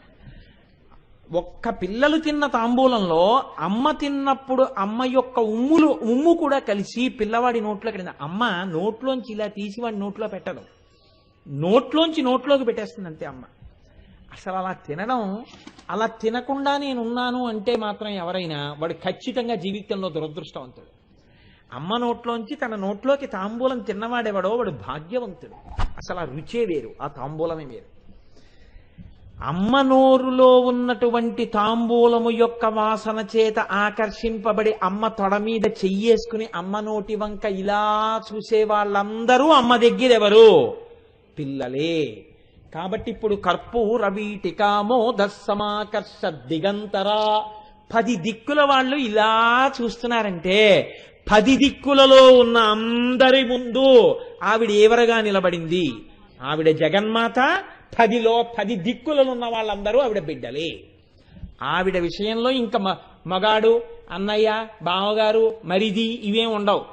అందరూ బిడ్డలై అమ్మ నోటి వంక తాంబూలంతో పిల్లలు ఎలా చూస్తారో అలా చూస్తున్నారు. అమ్మ పెట్టిందా? ఆ విషయాన్ని ప్రస్తావన చేయలేదు. పెట్టిందనే అనుకో, పెట్టలేదని ఎందుకంటావు? ఆవిడ అమ్మతనం అయినప్పుడు పెట్టకుండా ఎలా ఉంటుంది? ఇక్కడ మీరు ఒకటి గమనించాలి, తాంబూలం తినకూడదు పిల్లలకి రూలు. అసలు అలా అమ్మ నోట్లో తాంబూలం తినని పిల్లలను చూపించండి నాకు. ఉండడు. ఎందుకు ఉండడు? పెట్టకుండా అమ్మ ఉండలేదు. ఎప్పుడు? అమ్మ తింటుండగా చూసి పిల్లాడు చూసి అడిగితే మాత్రం అమ్మ పెట్టేస్తుంది. ఎలా పెట్టేస్తుంది? మిగిలినవి చేత్తో పెడుతుందేమో, తాంబూలం నోట్లోకి పెడుతుంది. కాబట్టి అలా నీకు చూడడం వస్తే అమ్మవారి తాంబూలం నీ నోట్లోకి కూడా రావడం ఖాయం. కాబట్టి ఇప్పుడు ఏది చూడడం ముఖ్యం? తాంబూల చర్వణం చేస్తున్న అమ్మవారి నోటిని అమ్మవారి బిడ్డలుగా చూడడం నీకు వచ్చా? అది చూడడం నేర్చుకో. దానివల్ల ఏమొస్తుందో నేను చెప్పలేను, నువ్వు అనుభవిస్తావు. ఇది ఆ నామం యొక్క ప్రయోజనం. కాబట్టి కర్పూర వీటికామోద సమాకర్ష దిగంతర. ఇందులో ఆమోద అని ఒక మాట ఉంది. ఆమోద అంటే మామూలుగా అయితే అంగీకరించుట అని, ఆమోదించారంటే అంగీకరించారని. ఆమోద అంటే ఇక్కడ అర్థం ఎవరో అంగీకరిస్తే ఆవిడ తాంబూలం వేసుకుందని కాదు. ఆవిడ తాంబూలం వేసుకోవడానికి ఒకళ్ళు అంగీకరించవలసిన అవసరం లేదు. ఎందుకు అవసరం లేదో తెలుసా అండి? ఆవిడికి జన్మసిద్ధంగా మహాపతివ్రత, సుమంగళి, మనకి తల్లి, సభర్తృక.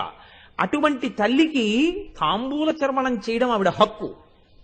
ఆవిడికి అది హక్కు అయితే ప్రతి సుమంగళికి కూడా ఏది హక్కు? తాంబూల చర్వణమే హక్కు. తాంబూల చర్వణం చేసి ఆవిడ పొంగిపోతే పొంగిపోగలిగినటువంటి అదృష్టం ఎవరికి ఉంది? అలాగా ప్రతి సుమంగళికి ఉంది కదండి. అందుకని ఇప్పుడు అమ్మవారు అలా తాంబూలం వేసుకుంటే ఆమోద అంటే అంగీకరించడమా? ఆమోద అంటే వేరే అర్థం ఏమైనా ఉందా? ఆమోద అంటే అక్కడ అర్థం అంగీకరించుట అని కాదు. ఆమోద అన్న శబ్దానికి పరిమళము అని అర్థం. పరిమళ అన్న మాట, పరిమళము అన్న మాట చాలా విస్తృత స్థాయిలో వాడతారు. ఇది చాలా పెద్ద మాట. ఎందుకో తెలుసా అండి? ఒక్క పువ్వుకి పరిమళము అని నేను అన్నాను అనుకోండి, అది ఒక విధంగా చెప్పాలి అంటే కొద్దిగా నేను తప్పుగా వాడినట్టు లెక్క. పువ్వుకి సౌరభం ఉంది అను అంతే, పువ్వు సువాసన ఉంది అను అంతే. పరిమళము అంటే ఏమిటో తెలుసా అండి? 3 స్థాయిలలో సువాసన ఉంటే ఆ 3 స్థాయిల సువాసన ఎందులో ఉన్నాయో దాన్ని పరిమళము, పరిమళ అని పిలుస్తారు. అది ఒక్క అమ్మవారి నోటి తాంబూలములకు మాత్రమే ఉంటుంది ఆ శక్తి. అందుకే ఆ పేరు కూడా అంత గొప్పది. పరిమళ అన్న పేరు పెట్టుకుంటే అంత గొప్ప పేరు. కాబట్టి చూడండి, ఇప్పుడు అది చాలా దూరం వెళ్ళిపోయింది అనుకోండి.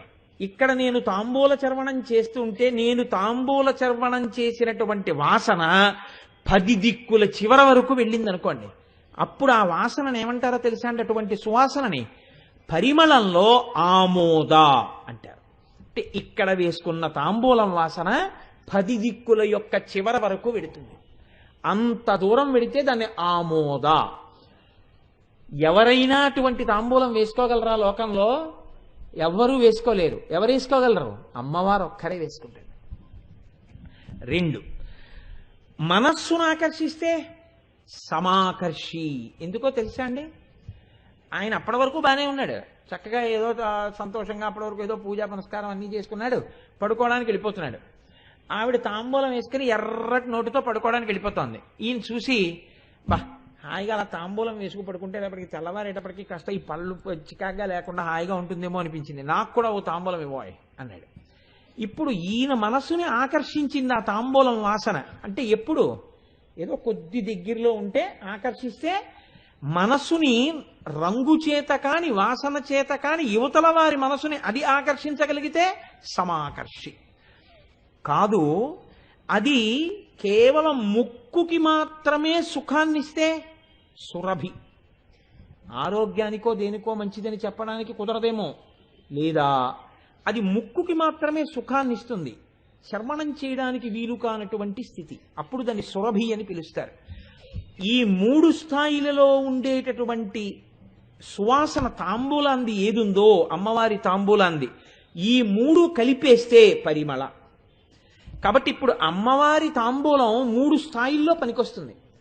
అది ఆమోద. ఎక్కడున్న వాళ్ళు కూడా అలా చూస్తారు. అంటే దీంట్లో అర్థం ఏమిటో తెలుసా అండి?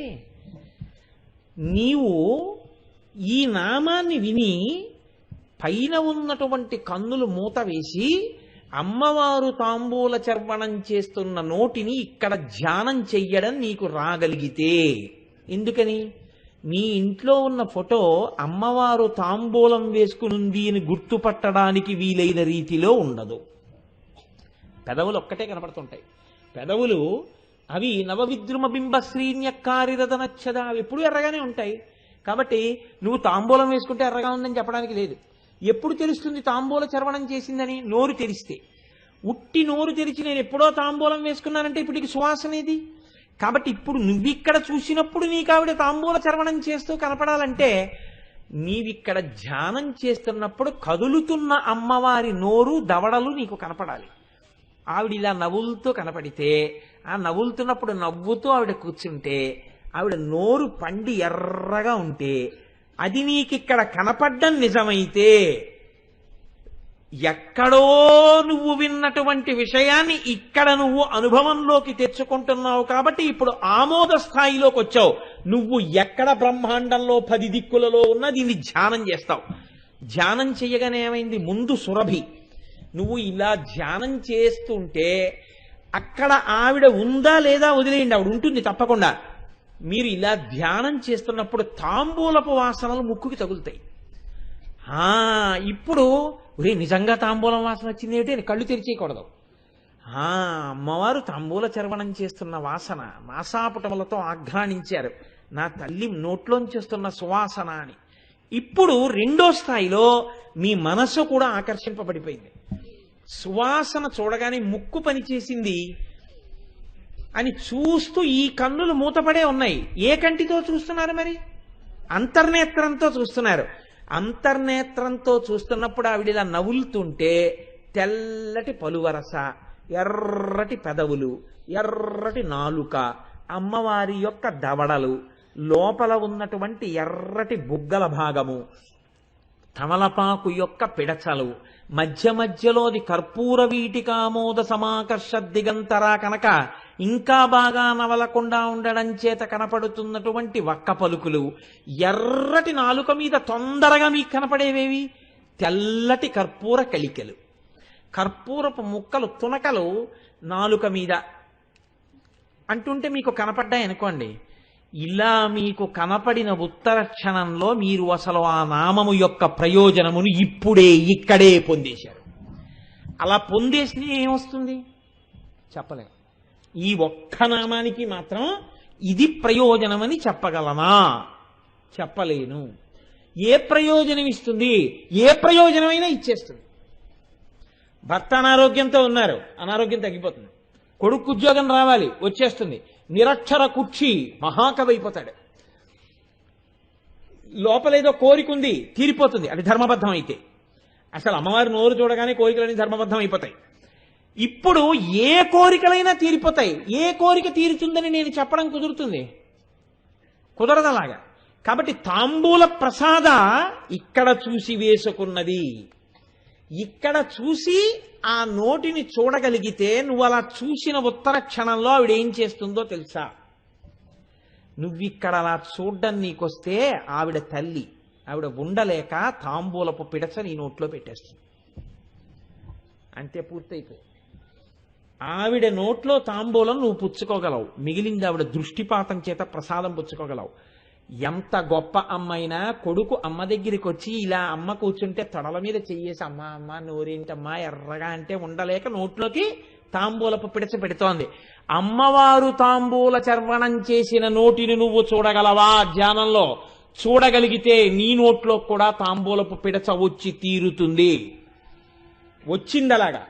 నిన్నటి రోజునే మీకు చెప్పాను, అఖిలాండేశ్వరి దేవాలయంలో కాలమేఘం పొందాడు, మూకశంకరులు పొందారు, కాళిదాసాదులు పొందారు. ఎందరో అమ్మవారి యొక్క తాంబూలపు పిడసల్ని వాళ్ళు తిన్నారు. దానిని కనీసంలో కనీసం అనుభవం ఏమిటంటే అమ్మవారి దగ్గర పెట్టిన తాంబూలం తీసి నువ్వు తింటాం. ఇలా తినగా తినగా తినగా ఎప్పుడో అప్పుడు హఠాత్తుగా నీకు అలా దర్శనం చేసే యోగ్యత అమ్మవారి ఇచ్చేస్తుంది. కాబట్టి అలాంటి తాంబూలం వేసుకోకుండా సుమంగళుడు ఉండకూడదు. ఆవిడ సౌమాంగల్యానికి గుర్తుగా ఆవిడ ఆ తాంబూల చర్వణం చేస్తోంది. నువ్వు కూడా తాంబూల ప్రసాదాన్ని తీసుకుని వేసుకోవలసి ఉంటుంది. ప్రతిరోజు తాంబూల చర్వణం చెయ్యవలసిందే సుమంగళి. అది ఆవిడ హక్కు అండి, ఆవిడ అధికారం అది. కనుక చూడండి, ఇప్పుడు ఎంత రహస్యమా నామంలో ఉంది అంటే ఇంత అంత అని దానికి హద్దు చెప్పడం కుదరదు. నువ్వు ఎన్ని రోజులు చెప్పినా ఏ నామము యొక్క గొప్పతనాన్ని చెప్పడం నీ యొక్క వాక్కులకు కుదరదో అటువంటి నామం లలితా సహస్రంలో ఏదైనా ఉంటే అది ఈ ఒక్క నామమే. నన్ను మీరు నమ్మగలిగితే కర్పూర వీటికామోద సమాకర్ష దిగంతర అన్న నామానికి ఫలితాన్ని మీరు చెప్పడం కుదరదు. ఎందుకని? లోకంలో ఎక్కడెక్కడ మహాపురుషులున్నారని మీరు అనుకుంటున్నారో వాళ్ళందరూ బయట మీకు దొరకకపోవచ్చు. ధ్యానంలో తాంబూల చర్వణం చూసి అమ్మవారి నోటి పిడచ తినడం వల్ల అలా అయిన వారే. ఇప్పుడు మీరు పేర్లు చెప్పుకోండి అంతే. అగస్త్యుడు తిన్నాడు, వశిష్ఠుడు తిన్నాడు, గౌతముడు తిన్నాడు, అత్రి తిన్నాడు, అనసూయ తింది. అమ్మవారి యొక్క తాంబూల ప్రసాదము చేతనే వీరందరూ ఇంతవారైనారు అంతే. ఆయన కలెక్టర్ గారండి అన్నారు అనుకోండి, ఆయన ఐఏఎస్ చదివారండి అని మీరు అడగకూడదు. ఆయన కలెక్టర్ గారండి అంటే ఐఏఎస్ చదివేశారు. అలాగే ఆయన అంతవాడయ్యాడండి, ఖచ్చితంగా అమ్మవారి తాంబూలపు పిడత తిన్నాడు, అదే గుర్తు. లేకపోతే ఆ శక్తి రాదు. తాంబూల ప్రసాదమును తీసుకున్నాడా లేదా ఆయన శక్తి చేత ప్రకటనమైపోతూ ఉంటుంది, ఆయన భక్తి చేత ప్రకటనమైపోతూ ఉంటుంది. ఇది గుర్తురా అబ్బాయి. అంత స్థితినిస్తుంది అమ్మవారు. ఒక్కొక్క తల్లి మహాపతివ్రత అయిపోయి సూర్యాస్తమయాల్ని కూడా శాసించేస్తుంది. కరువు కాటకాల్లో ఉన్న చోట పంటలు పండించేస్తుంది అనసూయమ్మ. ఎక్కడదా శక్తి? ఆవిడే చెప్పుకుంది, అమ్మవారి ఉపాసన. ఆ ఉపాసనలో తాంబూల ప్రసాదం తింటుంది. ఆ నోటిని నువ్వు చూడగలవా? నేను బిడ్డనన్న భావన నీకుంటే చాలు, ఇంకేమీ అక్కర్లా. ఎవరైనా ఒక ఆడది అలా కాని చూడగలిగితే ఎన్ని జన్మలకి సువాసినిత్వమే. మామూలు సువాసినిత్వం కాదండి, అది మామూలు సువాసినిత్వం కాదు. ఆ చేత్తో ఎవరింట్లో పెళ్ళవనివ్వండి, నాకు తెలుసు అలాంటి జంటలు కొన్ని. ఎక్కడైనా పెళ్ళవుతుంటే వాళ్ళ ఇంటికి వెళ్ళి నమస్కారం చేసి వాళ్ళ చేత్తో పసుపు తాడు తెచ్చుకుంటారు. అమ్మా మీ ఇద్దరూ కలిసి పసుపు తాడు ఇవ్వండి అమ్మా అని ముందు మాంగళ్యంగా పసుపు తాడు వాళ్ళ చేత్తో ఇచ్చింది కట్టిస్తారు. ఎందుకంటే ఆ చేతులు అమ్మవారిని అంత ఉపాసన చేసిన చేతులు. ఆ ఇంటికి వెళ్ళి మంగళసూత్రం తెచ్చుకుంటారు, ఆ ఇంటికి వెళ్ళి తాంబూలం తెచ్చుకుంటారు, ఆ ఇంటికి వెళ్ళి ఓ పండు తెచ్చుకుంటారు. ఏ శుభకార్యం జరిగినా ఆ ఇంటి వస్తువు తెచ్చుకుంటారు.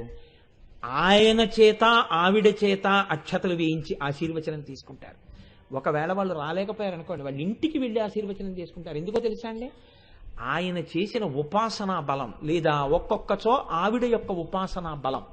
అమ్మవారి అనుగ్రహం అంటే అంత గొప్పగా ఉంటుంది తాంబూల ప్రసాదం అంటే. ఇప్పుడు మనకి కూడా ఈ నామం విన్న తర్వాత ఒక కోరిక పుడుతుంది. ఏమండి ఇప్పటి వరకు అంటే మీరు ప్రాజ్ఞులు, నేనంటే ఇవాళ తెలుసుకుని మీకు చెప్తున్నాను, కానీ మీకు ఇంతకన్నా ఎంతో తెలుసు. మీలో ఎవరిని పిలిచి ఇక్కడ కూర్చోబెట్టి చెప్పమన్నా అమాయకుల్లా వింటున్నారు. కానీ రేపటి నుంచి లలితా సహస్రం చెప్పడానికి నేను హడిలిపోవాలి. అయ్య బాబోయ్ ఇంతటి ప్రాజ్ఞులకా నేను చెప్తున్నానని.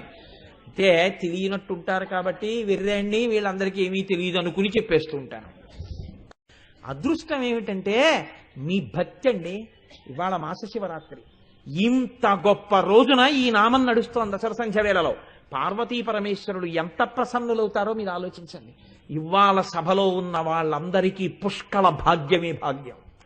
కనుక చూడండి, దుర్వాసో మహర్షి అంటున్నారు అమ్మవారి వంక చూసి, కర్పూర సాంద్రవీటి కబళిత వదనారవింద కమనీయాం కంబు సహోదర కంఠ ప్రలంబమానాక్షముక్తిక కలాపాం అని స్తోత్రం చేశారు ఆయన. అంటే వెనక చాలా పెద్ద స్తోత్రం ఉంటుంది అనుకోండి. ఇందులో కర్పూర సాంద్రవీటి కబళిత వదనారవింద కమనీయాం, అమ్మా కర్పూర తాంబూల చర్వణం చేస్తూ ఉండడం వల్ల నీ యొక్క నోరు ఎర్రగా కనపడుతూ అందులోంచొస్తున్న సువాసనలు నేను ఆఘ్రాణిస్తున్నాను. అంత ఎర్రటి నోటితో కూడినటువంటి పరమ పవిత్రమైన పద్మము వంటి నీ ముఖాన్ని దర్శనం చేస్తున్నాను అని దుర్వాసో మహర్షి ఆర్యాద్విషతిలో స్తోత్రం చేశారు.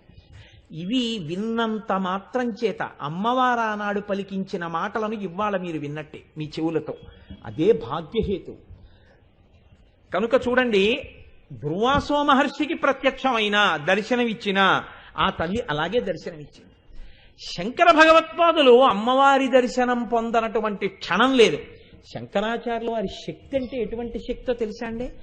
అసలు మూకాంబికా క్షేత్రంలో అమ్మవారు లేదు, అమ్మవారు కనపడేది కాదు ఎవరికి. ఎందుకంటే అక్కడ ఒక శివలింగం ఉండేది అంతే. ఎవ్వరికి అక్కడ మూకాంబికా అమ్మవారు ఉంటుందని తెలిసంతే, కానీ అమ్మవారు ఎవరికి కనపడేది కాదు. శంకరాచార్యులు వారు వెళ్ళి ఆ మూకాంబికా క్షేత్రంలో ఆ కల్లూరులో ఒక అరుగు మీద కూర్చుని ధ్యానం చేశారు. ధ్యానం చేస్తే ఎవరి కంటికి కనపడకుండా అమ్మవారు అక్కడ ఎలా కూర్చుందో అమ్మవారు ఇక్కడ కనపడింది. కనపడితే శంకరాచార్యుల వారు వెంటనే ప్రార్థన చేశారు. అమ్మా, శంకరాచార్యుల వారి యొక్క దయ ఏమిటో తెలుసా అండి?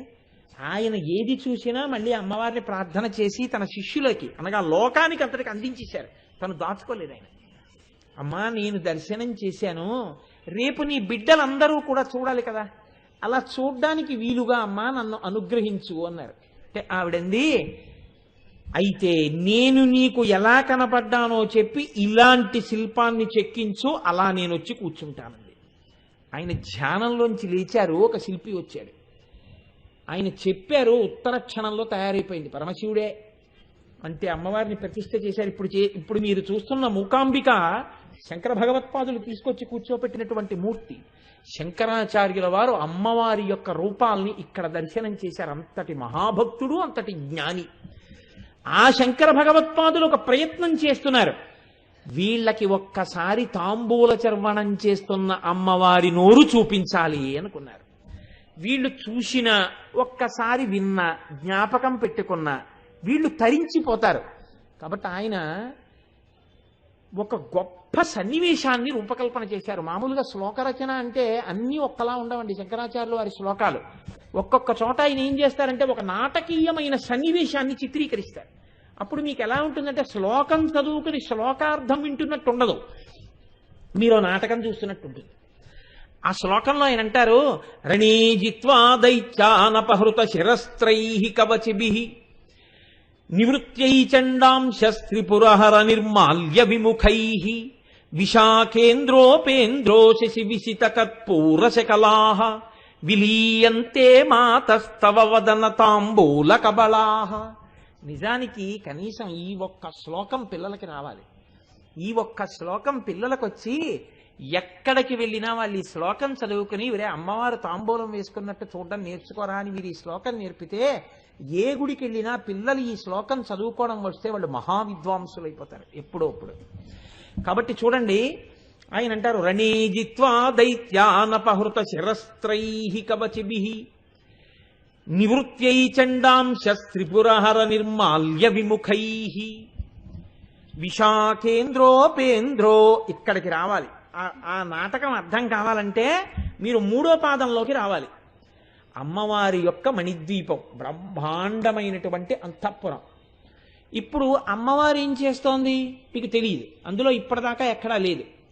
కానీ ఒక్క మాట చెప్తున్నారు, ఎవరు వచ్చారు ఆ సౌధంలోకి అంటే విశాఖేంద్రోపేంద్రో. విశాఖుడు, ఇంద్రుడు, ఉపేంద్రుడు ముగ్గురు వచ్చారు. ఇందులో మీరు బాగా ఆలోచించండి. ఇప్పుడు ఈ ముగ్గురు ఎలా వస్తున్నారు? రణీజిత్వా దైత్య, వాళ్ళు శత్రువుల్ని గెలిచారు. గెలిచి సంతోషంతో పరిగెత్తుకుంటూ వచ్చేస్తున్నారు. పిల్లాడు ఆ రోజున మార్కులు ఇస్తారనుకోలేదు. పిల్లాడు స్కూల్కి వెళ్ళాడు, ఫస్ట్ ఇన్ క్లాస్, ఎర్ర బ్యాడ్జ్ ఇచ్చారు. 98% వాడికే క్లాస్ ఫస్ట్ వచ్చింది. ఇప్పుడు వాడు ఎవరికి చెప్పాలి? నాన్నగారు ఉండరు ఇంట్లో ఆ టైంలో, అమ్మకి చెప్పాలి. వాడు పరిగెత్తుకుంటూ ఇంటికి వచ్చేస్తుంటాడు. చిన్నపిల్లాడు, ఇంకా 3వ క్లాస్ చదువుకుంటున్నాడు. వాడు ఇంటికి వచ్చేయగానే ఏం చేస్తాడంటే బ్యాగ్ వెనకాల తగిలించేసి ఉంటుంది, బూట్లేసి ఉంటాయి. దుర్గాదేవి మేడంకి బాగా తెలుసు. ఇప్పుడు వాడు ఏం చేస్తాడంటే గబగబా ఈ కాల్ని కాలుతో తొక్కి, ఈ కాల్ని కాలుతో తొక్క 2 బూట్లు వదిలేస్తాడు. ఈ బూట్ అక్కడ పడిపోతుంది, ఆ బూట్ అక్కడ పడిపోతుంది. ఈ బ్యాగుని చేతులు ఇలా తీసేసి థామ్ అని చాకలి మూట్లా కింద పారేస్తాడు. ఏది మాత్రం ఇప్పడవాడు? సాక్స్ ఇప్పడం. ఎందుకని? సాక్స్ ఇప్పుకోవాలంటే వాడు స్థిమితంగా కూర్చోవాలి. ఆ వేసుకున్న ప్యాంటో ఏదో నిక్కర్ అయితే పైకి తీసుకోక్కర్లేదు అనుకోండి, ఆ 2 బొటన వేళ్లతోటి ఆ సాక్స్ కిందకి లాగి ఈ కాలి మడమ దగ్గర నుంచి అది ఒక పట్టాన ఊడదు, దాన్ని ఊడదీయాలి. ఊడదీసి 2 తీసో పక్కన పెట్టాలి, పెట్టి లోపలికి రావాలి. వాడు అమ్మకి శుభవార్త చెప్పేసే సంతోషంలో ఉన్నాడు. చెప్పులతో రావద్దు అంటుంది అమ్మ. అందుకని వాడు ఏం చేస్తున్నాడు? బూట్లు మాత్రం ఇలా ఈ కాలుతో తొక్కి విప్పేశాడు. ఇటోటి పడిపోయింది, అటోటి పడిపోయింది. అమ్మా అమ్మా అంటే పరిగెత్తుకుంటూ లోపలికి వచ్చేసాడు. అలా లోపలికి వచ్చేసేయడం ఎందుకు వచ్చేస్తున్నాడు? వాడికి ఫస్ట్ మార్క్ వచ్చేసింది, అది వాడి సంతోషం. ఇప్పుడు వాడు అమ్మకి చెప్పేయాలి, అందుకని వచ్చేస్తున్నాడు. వాడు ఎప్పుడు వచ్చాడు? లంచ్ బ్రేక్ లో వచ్చాడు. వాడు అన్నం తినడానికి వచ్చాడు. వాడికి ఇప్పుడు అన్నం తినడం ప్రధానం కాదు, ముందు అమ్మకి చెప్పేయాలి ఈ మాట. అలా వచ్చేస్తున్నారు. ఎవరు వచ్చేస్తున్నారు? విశాఖేంద్రోపేంద్రో. ఇది శంకరాచార్యుల వారి యొక్క కమనీయ కావ్యం. విశాఖుడు వస్తున్నాడు, ఇంద్రుడు వస్తున్నాడు, ఉపేంద్రుడు వస్తున్నాడు. ఇక్కడ మళ్ళీ యుద్ధానికి వెళ్ళినటువంటి వాళ్ళని ఏ ప్రోటోకాల్లో చెప్పాలో, ఏ మర్యాదలో చెప్పాలో ఆ మర్యాదలో చెప్పారు. మీకు మామూలుగా లోకంలో చూస్తే విశాఖ అంటే సుబ్రహ్మణ్యేశ్వర స్వామి, ఇంద్రుడు, ఉపేంద్రో శ్రీ మహావిష్ణువు. శ్రీ మహావిష్ణువుని ముందు చెప్పాలా, శ్రీ మహావిష్ణువుని వెనక్కి చెప్పాలా? ముందుకి చెప్పకుండా వెనక్కి చెప్పారు ఆయన. మరి శంకరాచార్యులు వారి శ్లోకంలో యతి ప్రాస సరిపోతుందని చెప్పారా, గణాలు సరిపోతాయని? అలా ఉండదే. శంకరాచార్యులు వారి యొక్క కవిత్వం అంటే ఆయన ఎలా కాలం కలపడుతుంది, మహానుభావుడు ఆయన, సదాశివుడు ఆయనకి యతి గణాలు ఏమిటండి? మరి అటువంటి వారు పరిగెత్తుకుని లోపలికొచ్చి జయాన్ని గురించి చెప్పడానికి వచ్చేటప్పుడు ఎవరు ముందు అగ్రగణ్యుడో యుద్ధంలో వాడి పేరు ముందు చెప్పాలి. Commander in chief of the armed forces ఎవరు? దేవసైన్యానికి అధ్యక్షుడు ఎవరు? సుబ్రహ్మణ్యేశ్వర స్వామి, ఆయన దేవసైన్యానికి అధ్యక్షుడు. ఇప్పుడు గెలిచింది ఎవరు? దేవసైన్యం గెలిచింది, రాక్షస సైన్యం ఓడిపోయింది. కాబట్టి ముందెవరి పేరు చెప్పాలి? సైన్యాధిపతి పేరు చెప్పాలి. అందుకని విశాఖ. ఏ సుబ్రహ్మణ్యుడు అనొచ్చుగా, విశాఖ అన్న పేరు ఎందుకన్నారు? ఆ పేరు అనకుండా విశాఖ అన్న పేరు నిజానికి పైకి కనపడని పేరు శాస్త్రంలో, తెలుసా అండి? విశాఖుడు అన్న పేరు సుబ్రహ్మణ్యుడికి ఎప్పుడు ఉంటుందంటే, ఒక చెట్టు ఎండిపోయి ఉందనుకోండి, ఇప్పుడు అపర్ణ, ఆకులు లేవు, ఆకులు లేనితనం అమ్మవారు. స్థాణు, కదలకుండా ఉండిపోయిన ఆ చెట్టుగా పరమశివుడు. విశాఖ, కొమ్మలు లేనితనం సుబ్రహ్మణ్యుడు. ఎండిపోయిన చెట్టులో పరమశివుడిని చూస్తే పరమశివుడు కుటుంబాన్ని మీకు విశాఖుడిగా కనిపిస్తాడు. ఆయన గెలిచి వచ్చిన వాడు ఎండిపోయిన చెట్టులో కొమ్మలు లేనివాడిగా ఎలా ఉంటాడు? సంతోషంతో ఉంటాడు. మరి శంకరాచార్యులు వారు ఆయనకి చాలా పేర్లు ఉన్నాయిగా. కుమార, షణ్ముఖ, అన్ని ముఖాలతో యుద్ధం చేశాడని షణ్ముఖ అన్న పేరు వేయచ్చుగా. ఇవన్నీ మానేసి విశాఖ అన్న పేరు ఎలా వేశారు? శంకరాచార్యులు వారు వేశారంటే, అబ్బాయి అదేదో అక్కడ అయితే బాగుంటుందండి, సరిపోతుందండి, అందుకని వేశారండి అందాం అనుకున్నారనుకోండి. విశాఖ అన్నప్పుడు మీకు అక్కడ ఎలా ఉందో అలాగే కుమార అన్నా సరిపోతుంది. కానీ మరి ఎందుకు వేయలేదు శంకరాచార్యులు వారు? విశాఖ అని ఎందుకన్నారు? విశాఖేంద్రోపేంద్రో ఎందుకనాలి? ఎందుకనాలమ్మా? ఒక్క విశాఖ అన్న పేరుతోనే ఎందుకు పిలవాలి అప్పుడు? అంటే మీరు మహాభారతాన్ని పరిశీలన చేయాలప్పుడు. ఎందుకు శంకరాచార్యులు వారు ఈ పేరు వేశారు? శంకరుల శ్లోకాలు మీతో ధ్యానం చేయిస్తాయి. ఇక్కడ సుబ్రహ్మణ్యుడి పేరు పిలిచేటప్పుడు శంకరులు విశాఖ అన్న పేరు ఎందుకు వేశారు అంటే, మహాభారతంలో సుబ్రహ్మణ్యేశ్వర స్వామి వారి పుట్టుకను గురించి ఒక రహస్యం చెప్పారు. తతో భవచ్చతుర్మూర్తి క్షణేన భగవాన్ ప్రభు స్కందో విశాఖ శాఖశ్చ నైగమేశ్చ పృష్ఠతః అని. ఆయన అగ్నిహోత్రంలోంచి పుట్టి పైకి రాగానే ఆయనే నలుగురుగా మారాట ఒకసారి దర్శనమివ్వడానికి. ఈ నలుగురుగా మారినప్పుడు మొట్టమొదట స్కందః అన్న మూర్తిగా కనిపించాడు. విశాఖ విశాఖుడిగా రెండో పేరుతో కనబడ్డాడు. శాకశ్చ శాకుడన్న పేరుతో మూడో వాడిగా కనబడ్డాడు. నైగమేశ్చ నైగమేశుడన్న పేరుతో నాలుగో పేరుతో కనబడ్డాడు. ఒక్కడు నలుగురిగా కనబడ్డాడు. ఒక్కడు నలుగురిగా కనబడ్డాడని మహాభారతం చెప్తోంది సుబ్రహ్మణ్యేశ్వర స్వామి వారి పేర్లలో. యుద్ధంలో ఒక్కడైనటువంటి సుబ్రహ్మణ్యుడు యుద్ధం చేస్తుంటే సర్వసైన్యాధిపతి దేవతల పక్షాన ఒరే ఒక్కడ చతురంగ బలాలు ఆయనే అయిపోయాడు. అలా నడిపించాడు. చతురంగ బలాలు ఎవరి యొక్క హుకుంకి, ఎవరిచ్చిన ప్రోత్సాహానికి నడుస్తాయంటే సర్వసైన్యాధిపతి చెప్పినటువంటి ప్రోత్సాహక వాక్యాలకు పరిగెడతాయి. ఒరే శత్రువుల్ని చంపడం ఎంతసేపురా, నేనున్నాను, ఏం పర్వాలేదు, పరిగెత్తండి అంటే గజ తురగ పదాతి సైన్యాలన్నీ ముందుకు పరిగెడతాయి. 4 రకాలైనటువంటి చతురంగ బలాల్ని 4 రూపాలతో తానే అయి నడిపింపచేసి విజయాన్ని సాధించగలిగిన వాడు. అందుకని ఆయన 4 పేర్లలో 4గా కనపడ్డారని మహాభారతంలో ఏ రహస్యం చెప్పిందో అందులో ఉన్నటువంటి పేరుని తీసుకొచ్చి ఇక్కడ పెట్టుకున్నారు. అందుకని విశాఖేంద్రోపేంద్రో. విశాఖుడి పక్కన ఎవరుంటారు? ఎవరి కోసం యుద్ధం చేస్తున్నాడు? దేవసైన్యాన్ని అంతా గెలిస్తే ఇప్పుడు ఎవరి పదవి నిలబడుతుంది అక్కడ? ఇంద్రుడికి పదవి నిలబడుతుంది. కాబట్టి సర్వసైన్యాధిపతిని రక్షించుకుని ఆయన వల్ల అనుగ్రహం పొందాలని ఎప్పుడూ విశాఖుడి పక్కన ఎవరుంటారు? ఇంద్రుడు ఉంటాడు. అందుకని ఇప్పుడు ఈయన గెలిస్తే యుద్ధం చేస్తే ఈయన రక్షింపబడ్డాడు. అందుకని commander in chief of the armed forces విశాఖుడు ఫస్ట్ ప్రోటోకాల్లో, తర్వాత ఇంద్రుడు, ఆ వెనక మహావిష్ణువు. కానీ మరి ఇక్కడ పప్పులో కాలేశారు కదండి. ఆయన విష్ణువు వెనకాల ఎలా ఉంటారు? 3వ ప్లేస్ లో ముందుకు రావాలి కదా. ఎంత సుబ్రహ్మణ్యుడైనా విష్ణుమూర్తిని ముందుకు పెట్టాలి కదా. కానీ శంకరాచార్యులు వారి ప్రజ్ఞ ఏమిటో తెలుసా అండి? ముకుంద బ్రహ్మేంద్ర స్ఫుటమకుట నీ రాజిత పదాం అంటారు శ్లోకంలో. వీళ్ళు ముగ్గురు అమ్మవారి పిల్లలుగా చెప్తున్నాను రా, నేను వాళ్ళ పదవులతో చెప్పట్లేదు. ఇంకో అన్వయం చేయాల్సి వస్తే నువ్వు ఇలా అడుగుతావని నేను మాట వేసాను. ఏమిటో తెలుసా? ఉపేంద్రో. ఉపేంద్రుడు అన్న పేరుతో ఉంటే ఆయన ఇంద్రుడికి తమ్ముడు. విష్ణువు ఎప్పుడయ్యాడు? వామనమూర్తిగా ఆయన ఇంద్రుడికి తమ్ముడయ్యాడు. తమ్ముడి అదితి కడుపున పుట్టి ఆయన యాచన చేసి రాజ్యం పుచ్చుకుని ఇంద్రుడికి రాజ్యం ఇచ్చాడు.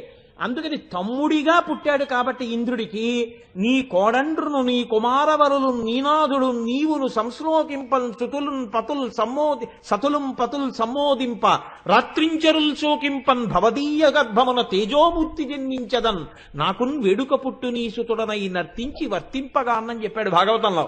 అందుకని తనకి తాను కొడుకుగా అదితికి పుట్టాడు. ఎందుకు? ముందు పుట్టిన ఇంద్రుడికి రాజ్యం ఇవ్వడానికి. ఇంద్రుడికి తమ్ముడుగా పుట్టినవాడు కాబట్టి విష్ణువైనా ఉపేంద్రుడన్న పేరుతో ఇంద్రుడికి తమ్ముడిగా వెనకాతలుంటాడు, కానీ ముందుకు రావడానికి అవకాశం ఉండదు. అందుకని నేను ఉపేంద్ర శబ్దం వేశాను, ఇంద్రుడికి వెనక్కి వెళ్ళాడు. ఇప్పుడు నీకు అభ్యంతరం ఏమిటి? ఇది శంకరాచార్యులు వారి ప్రజ్ఞ అంటే శ్లోకంలో. ఇప్పుడు ఒకడికన్నా ఒకడు అధికారంలో చిన్నవాడయ్యాడు. ఇప్పుడు ముందు సుబ్రహ్మణ్యుడు వెళ్తున్నాడు, వెనక ఇంద్రుడు పరిగెడుతున్నాడు, ఇంద్రుడి వెనక ఉపేంద్రుడు పరిగెడుతున్నాడు. వీళ్ళు ముగ్గురు ఎందుకు పరిగెత్తారు అంటే రాక్షస సైన్యాన్ని గెలవడంలో ప్రధాన పాత్ర వీళ్ళది. మిగిలిన వాళ్ళందరూ ఎక్కడున్నారు? అంతఃపురం బయట నిల్చున్నారు, అందరూ లోపలికి రావడానికి ఉండదు. కాబట్టి వీళ్ళు ఏం చేశారు? ఇప్పుడు రణేజిత్వా దైత్యా పరిగెత్తుకుంటూ లోపలికి వస్తున్నారు. పరిగెత్తుకుంటూ లోపలికి వస్తున్నప్పుడు ఫస్ట్ మార్క్ వచ్చిన పిల్లాడు బూట్లు 2 కాళ్లతో తొక్కేసి వదిలేసినట్టే, అమ్మ బాబోయ్ మా అమ్మగారి దగ్గరికి నాన్నగారి దగ్గరికి ఇలా వెళ్ళిపోవడమే, వెళ్ళకూడదు. చంద్రశేఖర పరమాచార్యులు వారు అక్కడ కూర్చుని ఉన్నారని తెలిసిందనుకోండి, నేను ఇలా వెళ్ళకూడదు. వెంటనే నన్ను నా లాల్చి నా బనీను విప్పేసి నా ఉత్తరీయం తీసి నేను నడువుకి ముడి వేసుకుని వెళ్ళి ఆయన ముందు ప్రణిపాతం చెయ్యాలి. అంతేకాని నేను పైన లాల్చీ వేసుకుని బనీని వేసుకుని వెళ్ళి చంద్రశేఖర పరమాచార్యుల వారికి నమస్కారం చేయకూడదు. వెంటనే ఇవన్నీ తీసేయాలి, తీసేసి వెళ్ళాలి. నేను స్కూటర్ మీద పెడితే హెల్మెట్తో ఉన్నాను అనుకోండి, పరమాచార్యుల వారు ఇలా వెడుతున్నారండి, కారు ఎక్కేస్తున్నారండి అన్నారు అనుకోండి, కారు ఎక్కేస్తున్నారండి, ఆయన ఇప్పుడు కారు ఎక్కలేదు మహానుభావుడు, మహాపచారం కూడా ఆయన పట్ల. అలా అంటే ఎన్నడు సన్యాసికి పరమధర్మం జీవ అహింస. అందుకని నేను వాహనం మీద పెడితే చచ్చిపోతాయని ఆయన పాదచారిగా తిరిగారు ఆసేతు హిమాచల పర్యంతం. ఆయన ఎప్పుడూ వాహనం ఎక్కలేదు జీవితంలో. అటువంటి మహాపురుషుడు ఆయన చిన్న పిల్లవాడిగా ఉన్నప్పుడు కంచివారి పరివారం వెళ్ళిపోతుంటే ఆయన చూశారు. మహానుభావుడు వైశాఖ మాసంలో కృష్ణపక్షంలో పాడ్యమి నాడు పుట్టారండి. మనం వైశాఖ మాసం శుక్లపక్షంలో పంచమి నాడు శంకరాచార్యులు వారి పుట్టినరోజు చేస్తాం. ఈసారి నాకు జ్ఞాపకం ఉంటే నేను ఎక్కడా డేట్లు ఇవ్వకుండా, గోపాలకృష్ణ గారు రాసుకోండి, వైశాఖ మాసం కృష్ణపక్షంలో 3 రోజుల పాటు చంద్రశేఖర పరమాచార్యుల వారి గురించి ఉపన్యాసాలు చెప్పి పరమాచార్యుల వారికి అద్భుతమైనటువంటి పూజ చేద్దాం అందరం కలిసి. మన జన్మలు మనుష్య జన్మ ఎత్తినందుకు మన జన్మ సార్థకత పొందుతుంది. ఇప్పుడు పరమాచార్యుల వారు పల్లకి ఎక్కేస్తున్నారండి, పక్కన పరదా వదిలిపెట్టేస్తున్నారు, పల్లకి వెళ్ళిపోతుందన్నారు అనుకోండి. ఇప్పుడు నేను వేసుకున్న చెప్పులు వదిలేస్తాను, హెల్మెట్ గబుక్కుని ఇలా క్లిప్స్ తీసేసి ఆ హెల్మెట్ ఏదో అలా పక్కన మారేయడమో ఏదో చేస్తాను. ఇప్పుడు ఇన్సర్ట్ చేసేసాను, నేను చేయను అనుకోండి, ఉదాహరణకి చెప్తున్నాను, ప్యాంట్లో చొక్కా పెట్టేశాను, దాని మీద బెల్ట్ ఇట్టేశాను, దాని లోపల బనీన్ ఉంది. ఇప్పుడు ఇవన్నీ తీస్తే పరమాచార్యులు వారి పల్లకి వెళ్ళిపోతుంది. ఇప్పుడు ఏం చేశాను, తీయగలిగినవి గబగబా తీసేశాను, చెప్పులు దమ్ మనం విడిచిపెట్టి పారేశాను, ఆ హెల్మెట్ ఇలా తీసేసి పక్కన పారేశాను, ఉంటే ఉంది ఊడిపోతే ఊడిపోయింది మళ్ళీ కొనుక్కున్నాను నేను. కానీ ఇప్పుడు గబోబా ఇలా నమస్కారం చేస్తూ వెళ్ళిపోయాను పరమాచార్యుల వారిని చూడడానికి. పరమాచార్యుల వారిని చూసేయాలన్న సంతోషం, ఏవి తీయగలనో తొందరగా అవి తీశాను, ఏవి తొందరగా తీయడం కుదరదో అవి తీయలేదు. అంటే ఇప్పుడు దర్శనమునందు ఆతృత, దర్శనం ఎలా చెయ్యాలో తెలిసిన విధానము, కానీ అంతవరకు ఆగలేని ఆతృత, 3 ఉన్నాయి కదండి. అలా ఉన్నాయి కదా. నేను వెళ్ళడంలో నాకేం తెలియక వెళ్ళానా, తెలిసే వెళ్ళాను, కానీ ఎందుకంత గబగబా వెళ్ళాను, గబగబా వెళ్ళి చూసేయాలని తాపత్రయం. ఈ వస్తున్న వాళ్ళు ఎలా వస్తున్నారు, గబగబా వెళ్ళి చెప్పేయాలి, అమ్మా గెలిచేసామమ్మా, నాన్నగారండి గెలిచేసామండి, దేవసైన్యాలు గెలిచేసాయండి అని చెప్పేసుకోవాలి. అందుకని ఇప్పుడు గబగబా లోపలికి పరిగెడుతున్నారు. ఎలా పరిగెడుతున్నారు, రణీజిత్వా దైత్యా నపహృత శిరస్త్రై, అలా పరిగెడుతున్నప్పుడు గుర్తొచ్చింది, ఉరే ఉరే ఉరే ఉరే, మనం తలల మీద ఎవరైనా యుద్ధం చేసేటప్పుడు బాణాలు వేస్తే తగలకుండా ఉండడం కోసమని తల మీద బ్రహ్మాండమైనటువంటి రక్షణ కవచాలు పెట్టుకున్నాం, టోపీలు లాంటివి పెట్టుకున్నాం. ఇప్పుడు అవి తీసేయాలి. అందుకని శిరస్త్రై, తల మీద ఉన్నటువంటివి తీసేసి పక్కన పెట్టేశారు. పెట్టేసి 3 పరిగెత్తుకెడుతున్నారు. కవచిభిహి, కవచాలు ఉన్నాయి, కవచాలు తీయలేదు. ఎందుకు తీయలేదు అంటే కవచం అంత తేలికగా ఉండదు యుద్ధంలో వాడే కవచం. కవచానికి ఇనప స్క్రూస్ ఉంటాయి, దాన్ని చాలా జాగ్రత్తగా దగ్గరగా వేసుకుని ఆ కన్నంలోకి ఆ బోల్ట్ పైకి వచ్చేటట్టుగా పెట్టి దాన్ని ఇలా తిప్పేస్తారు.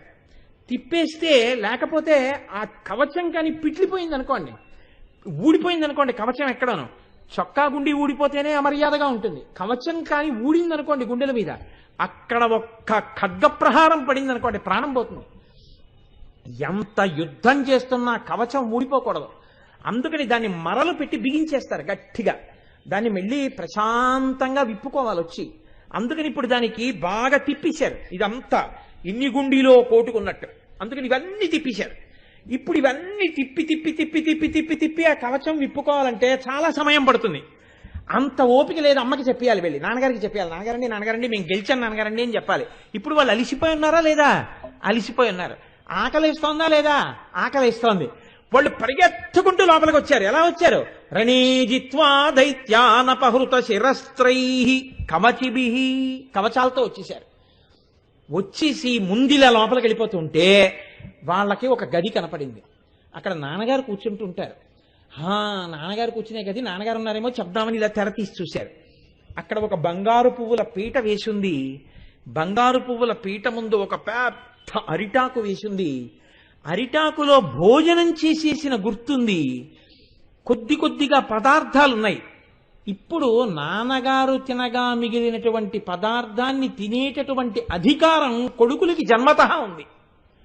కాబట్టి ఇప్పుడు వీళ్ళు ఆకలితో ఉన్నారు. పరిగెత్తుకుంటూ వెళ్ళి నాన్నగారు తినగా మిగిలిన పదార్థం ఏదైనా వీళ్ళు నోట్లో వేసుకోవచ్చు, కానీ వాళ్ళు వేసుకోలేదట. ఇలా చూసి అన్నారట, నివృత్యై చండాంశ త్రిపురహర నిర్మాల్య విముఖై. మా నాన్నగారు ఏదైనా తింటే అందులో మిగిలినది ఎవరు తమంత తాముగా తినకూడదు, అది చండీశ్వరుడికి దక్కుతుంది. కాబట్టి ఇది మేం తినకూడదని వాళ్ళ తెర వేసేసి వెళ్ళిపోతున్నారు. అంటే మీకు ఏమర్థం అవుతుంది ఇందులో? ఇది శంకరాచార్యుల వారి ప్రజ్ఞ. శివుడు ఎంతటి వాడంటే తన బిడ్డలకు దక్కవలసిన అధికారాన్ని తీసేసి భక్తితో ఉన్నటువంటి మనలా పుట్టినటువంటి ఓ పిల్లాడికి ఇచ్చేశాడు. అందుకే శివ కుటుంబంలో ఎంతమంది అంటే 5 చండీశ్వరుడితో కలిసి. చండీశ్వరుడు ఎప్పుడు శివుడి పక్కన ఉంటాడు. వినాయకుడిని సుబ్రహ్మణ్యుణ్ణి అయినా పెట్టుకోడేమో కానీ చండీశ్వరుణ్ణి మాత్రం పెట్టుకుంటాడు. ఎందుకు? ఆవులు కాస్తూ తండ్రి శివాభిషేకం వద్దన్న కారణం చేత తండ్రిని కూడా చూడకుండా గొడ్డలు పెట్టి కాళ్ళు నరికేశాడు. నరికేసినందుకు వెంటనే ప్రత్యక్షమై తన యొక్క ఆంతరంగికమైన సేవకుడిగా తీసుకుని, ఉరే ఇవాళ నుంచి నేను ఏదైనా తింటే శేషం మీద అధికారం నీదేరా అన్నాడు శివుడు. ఇప్పుడు మీరు శివాలయంలోకి వెళ్ళి కొబ్బరికాయ కొట్టారనుకోండి, రెండో చెక్క మీరు తెచ్చుకోవచ్చా తెచ్చుకోకూడదా? తెచ్చుకోకూడదని తీసుకెళ్లి నంది దగ్గర పెట్టేయడం, గోడ మీద పెట్టేయడం చేశారనుకోండి, మహాపాపం సంక్రమిస్తుంది ప్రసాదం వదిలేసినందుకు. మీరు తెచ్చుకోవాలి. ఎలా తెచ్చుకోవాలి? తిన్నగా తెచ్చుకున్నారనుకోండి పాపం ముట్టుకుంటుంది. ఎలా తెచ్చుకోవాలి అంటే చండీశ్వరుడి దగ్గరికి వెళ్ళాలి. వెళ్ళి ఆయన ఎప్పుడు ధ్యానమగ్నుడై శివుణ్ణి చూస్తూ ఉంటాడు. కాబట్టి మీరు ఆయన దగ్గరికి వెళ్ళి ఆయనకి చూపించిన తర్వాత ఆయన అంటాడు తీసుకో అంటాడు. కానీ చూపించాలి ఎలా? ఆయన కళ్ళు విప్పాలి. అందుకని చిన్న చిటికె వెయ్యాలి అనాలంతే. ఆయన దగ్గరికి వెళ్ళి ఏం చేస్తుంటారంటే అంటారు. ఎందుకు అంటున్నావు అన్నారనుకోండి, ఆయనకి చెవుడు అంటారు. నీకు ఎప్పుడైనా చెప్పాడు ఆయన ధ్యానమగ్నుడై ఉంటాడు. ఆయనకి చిటికిల చండీశ్వరుడు అని పేరు. నువ్వు ఒక్క చిటిక వెయ్యాలంతే. వేస్తే ఆయన ఇలా కళ్ళు విప్పుతాడు. ఆ తేజస్సు నువ్వు చూడలేవు. అందుకే చండీశ్వరుడికి అభిముఖంగా నిలబడేటట్టుగా ఉండవు గుళ్ళు. చిన్న గుడి ఉండి పానవట్టానికి పక్కన ఉంటాయి. మీరు పక్కకే నిలబడగలరంతే, ఆయనకి ఎదురు నిలబడకూడదు. పక్కకి నిలబడి ఆయన కళ్ళు విప్పగానే ఇలా అనాలి అని ఇలా అనాలి. అంటే ఇలా కళ్ళు విప్పి ఇలా చూస్తాడు. ఓ నా స్వామి దగ్గరికి వచ్చావా, చెప్పుకున్నావా, ప్రసాదం పట్టుకెడుతున్నావా, తీసుకుపో. ఇప్పుడు ఆయన తీసుకెళ్ళిపోమన్నారు. ఆయన ఎప్పుడు ఇక్కడ పెట్టే నేను తినేస్తాను అనరు. ఇప్పుడు మీరు ఇది పట్టుకుని ఇంటికి వెళ్ళారనుకోండి, పూర్ణ ఫలితం వస్తుంది. ఆ కొబ్బరి ప్రసాదం మీరు నోట్లో వేసుకుంటే మీకు, మీ బిడ్డలకి, అందరికీ ఆ పార్వతీ పరమేశ్వరుల యొక్క అనుగ్రహం. అంతేగాని శివాలయంలో కొబ్బరి చెక్క ఇంటికి పట్టుకెళ్ళకూడదండి, గోడ మీద పెట్టి వెళ్ళిపోయారు అనుకోండి, వెళ్ళిపోతే ప్రసాద తిరస్కారం చేసినందుకు పాపం మీ ఖాతాలో పడుతుంది. కాబట్టి పట్టుకెళ్ళాలి. ఎలా పట్టుకెళ్ళాలి? చండీశ్వరుడికి చెప్పి పట్టుకెళ్ళాలి. ఇప్పుడు చండీశ్వరుడిని పిలిచి, చండీశ్వరుడు ఆకలిగా ఉంది, కొంచెం మా నాన్నగారి విస్తట్లోని మేము తినమా అని అడగడానికి వీళ్ళు ఎప్పుడు శుభవార్త చెప్దామా అని ఉన్నారు. ఇప్పుడు నాన్నగారు భోజనం చేసేసిన విస్తరి కనపడుతోంది. అంటే నాన్నగారు ఏం చేస్తున్నట్టు? భోజనం అయిపోయింది కాబట్టి లౌకిక మర్యాదలో ఆయన కాస్త విశ్రాంతి తీసుకుంటున్నట్టు లెక్క. ఇప్పుడు నాన్నగారి దగ్గరికి వెళ్ళి నాన్నగారండి అని లేపేయచ్చా? లేపేయకూడదు. కాబట్టి ఇప్పుడు నాన్నగారు ముందు భోజనం చేసి ఉన్నారు ఆ ఇంట్లో అంటే అమ్మ భోజనం చేసిందా చేయలేదా చెప్పడం కుదరదు. ఎందుకు కుదరదు? ఈయనప్పటికి భోజనం చేసి చాలాసేపు అయిపోయి ఉంటే ఆవిడ భోజనం అయిపోయి ఉంటుంది. ఈ విస్తరి ఇంకా ఇక్కడ అలా లేదనుకోండి, ఆవిడ భోజనం చేయదు. ఎందుకు చేయదో తెలుసా అండి? ఆవిడ మహాపతివ్రత. భర్తకి పెట్టి ఆవిడ తింటుంది. పైగా ఆవిడలా మహాపతివ్రతగా ఉండడం చాలా కష్టం. ఎందుకో తెలుసా అండి? అంత తింగర భర్త. అదేమిటండి అంత మాట అనేశారు పరమశివుణ్ణి అంటారేమో. ఆయన ఎటువంటి వాడు? ఇంట్లోకి వచ్చి ఓ అన్నపూర్ణ అయిపోయిందా ఇడ్లీ అంటాడు. లేదు వేస్తున్నాను ఉండండి అందనుకోండి, గభాలను వెంటనే చొక్కా గుడ్డీలు పెట్టుకుంటూ పక్క వర్షంలోకి వెళ్ళిపోయి ఏం చల్లాయి ఏమిటి పలహారం అంటాడు. అంటే అయిపోయింది అన్నయ్య ఉప్మా చేశాను వాళ్ళు, ఇది నాకు కూడా కొంచెం పెట్టేయమాట అక్కడ తినేస్తాడు. నేను భవతి భిక్షాందేహి అని పక్క గుమ్మం దగ్గరికి వెళ్ళిపోతాడు ఆయన. అందుకని ముందు ఈయన పార్వతి అనేటప్పటికి ఇదిగో పెట్టేస్తున్నాను అని పెట్టేయాలి. ఆయన అనేటప్పటికి పెట్టకపోతే ఆయనకేమి అరమరికలు ఉండవు. భవతి భిక్షాందేహి అని పొర్రి పక్కన పక్కింటికి వెళ్ళిపోతాడు. అన్నపూర్ణమ్మ మొగుడు మా ఇంటి దగ్గరికి వచ్చి నించున్నాడు అంటుంది లోకం. అందుకని ముందు ఆయనకి వేలపట్టున అన్నం పెట్టేస్తున్నాడు. మీరు చూడండి ఎంత పాతివ్రత్యం చెప్పారండి. ఇలాంటి మొగుడు ఒక్కనాడు పక్కింటి దగ్గరికి వెళ్ళి తినకుండా కాపాడుకుంటోందంటే నా తల్లి ఎంత గొప్ప ఇల్లాలో. కాబట్టి నివృత్యై చండాంశ త్రిపురహర నిర్మాల్య విముఖై చెప్పకుండా స్తోత్రం చేసేస్తున్నారు. వేలపట్టున చక్కగా తిన్నాడు ఆయన. అన్నమాచార్యులు వారు అంటారే, ఆరగించి కూర్చున్నాడు అల్లవాడి. నరసింహస్వామి ఏం చేస్తుంటారు తిరుమలలో అంటే చక్కగా వేలపట్టును తినేసి ఇలా కూర్చుంటాడు. అందుకని ఆరగించి కూర్చున్నాడు అల్లవాడే. శివదర్శనం అయిందా? అవలేదు. ఎందుకు అవలేదు? ఇంకా చండీశ్వరుడే ఈ ప్రసాదం తినలేదు, తీసుకోలేదు, ఆయన కనపట్టలేదు. ఇప్పుడు కొడుకు పక్కన ఉన్నాడా, కొడుకు పక్కన లేడా, ఇవన్నీ ఆయనకు అనవసరం. శివుడు తిని వెళ్ళిపోగానే చండీశ్వరుడు తింటూ కూర్చోడు అక్కడ. ఎప్పుడు శివుడిని సేవిస్తూ ఉంటాడు. అప్పుడే తిని లేచి వెళ్ళి శంకరుడిలా పడుకోగానే లోకమర్యాదలో, అంటే నిజంగా అలా పడుకుంటాడని కదా, లోకమర్యాదలో చండీశ్వరుడు ఏం చేస్తాడు, కొడుకులతో సమాన స్థానం ఇచ్చాడు. కాబట్టి ఇప్పుడు పరమశివుడి యొక్క పాద సంవాహనం చేస్తుంటాడు. పగటిపూట కాబట్టి కొడుకు కాళ్ళు పడుతుంటాడు. అంటే పగటిపూట భార్య పట్టకూడదా అండి అని అడక్కండి. కొడుకు పగటిపూట కాళ్ళు ఒత్తుతున్నాడు, శంకరుడు విశ్రాంతిలో ఉన్నాడు. ఇప్పుడు భంగం చేయడం ఎందుకు నాన్నగారిని, అమ్మకి చెప్పేద్దాం. ఇందులో ఒక చమత్కారం ఉంది. ఏమిటో తెలుసా అండి, జ్ఞానం వస్తే నాన్నగారి దగ్గర నుంచి రావాలి, కానీ గెలిచామంటే శక్తి అమ్మ దగ్గర నుంచి వచ్చింది. అమ్మది ఆదిశక్తి. అందున సుబ్రహ్మణ్యుడున్నాడే, ఆయన చమత్కారం ఏమిటంటే ముమ్మూర్తుల అమ్మే. ఆ బుగ్గలు, ఆ అందం, ఆ కూర్చోవడం, అందులో గెలిచింది దేంతో గెలిచాడండి, రాక్షస సైన్యాల్ని తన ఆయుధంతో గెలిచాడు. ఏమిటా ఆయుధం, శూలం. ఎవరా శూలం, అమ్మవారే. అమ్మవారే శూలంగా ఉంది. అందుకని ఇప్పుడు గెలిచేశానన్న మాట ఎవరికి చెప్పాలి, అమ్మకి చెప్పాలి. ఇది ఎలా ఉంటుందంటే, నాన్నగారు చాలా బిజీ ఆఫీసర్, లేకపోతే నాన్నగారు ఎప్పుడు అలా చదువుకుంటుంటారు. ఉండరా నేనే చదువుకోవట్లేదు, ఇంక నీకు నేనేం చెప్పను అంటుంటాడు. ఆయన ఏదో చదువుకుంటుంటాడు, ఎప్పుడు ఏదో పరవశం. రఘువంశం చదువుకుంటుంటాడు, ఆహాహా అనుకుంటుంటాడు, రామాయణం చదువుకుంటా ఆహాహా అనుకుంటాడు. వాడికి ఒక్కనాడు ఏం చెప్పడు. కానీ అమ్మ అదృష్టవశాత్తు ఎంఏ పాస్ అయింది. అమ్మ ఏం చేస్తుందంటే పాపం కూర్చోబెట్టుకుని అన్నీ చెప్పి wish you all the best అని నమస్కారం పెట్టించి, బొట్టు పెట్టి, ముద్దు పెట్టి, ఆశీర్వచనం చేసి, నువ్వు చక్కగా ఫస్ట్ మార్క్ తెచ్చుకోవాలి నాన్న అని చెప్పి వీధిలోకి వచ్చి పిల్లాన్ని పంపించి టాటా చెప్పి వాడి హాల్ టికెట్ ఇచ్చి పెన్ ఇచ్చి వాడిని పంపించింది. ఇప్పుడు వాడికి ఫస్ట్ మార్క్ రాగానే ఎవరు గుర్తొస్తారు, రోజు పాఠాలు చెప్పి నన్ను పంపించిన అమ్మ గుర్తొస్తుంది. అమ్మకి చెప్పాలి, పరిగెత్తుకొస్తాడు వాడు. చేతిలో శూలం పట్టుకుని గెలవడంలో ఎవరికి చెప్పాలని తాపత్రయం అంటే సుబ్రహ్మణ్యుడికి, అమ్మకి చెప్పాలని తాపత్రయం అంటే. అందుకని పోలే పడుకుంటే ఏముంది, శుభవార్త చెప్దామని లోపలికి వెళ్ళడం వెళ్ళలేదు. ఇది ఎలా ఉంటుంది, పిల్లాడి మనస్తత్వమే. అక్కడ సైన్యాధిపతి, ఇక్కడ మాత్రం అమ్మ కొడుకి. శ్లోకంలో ఉన్నాయా ఇవన్నీ, శ్లోకం మీద ధ్యానం చేస్తే మీకు వస్తాయి. ఎంత గమ్మత్తండి శంకరాచార్యులు వారి శ్లోకాలంటే, కళ్ళకి కట్టేస్తారు తీసుకొచ్చి.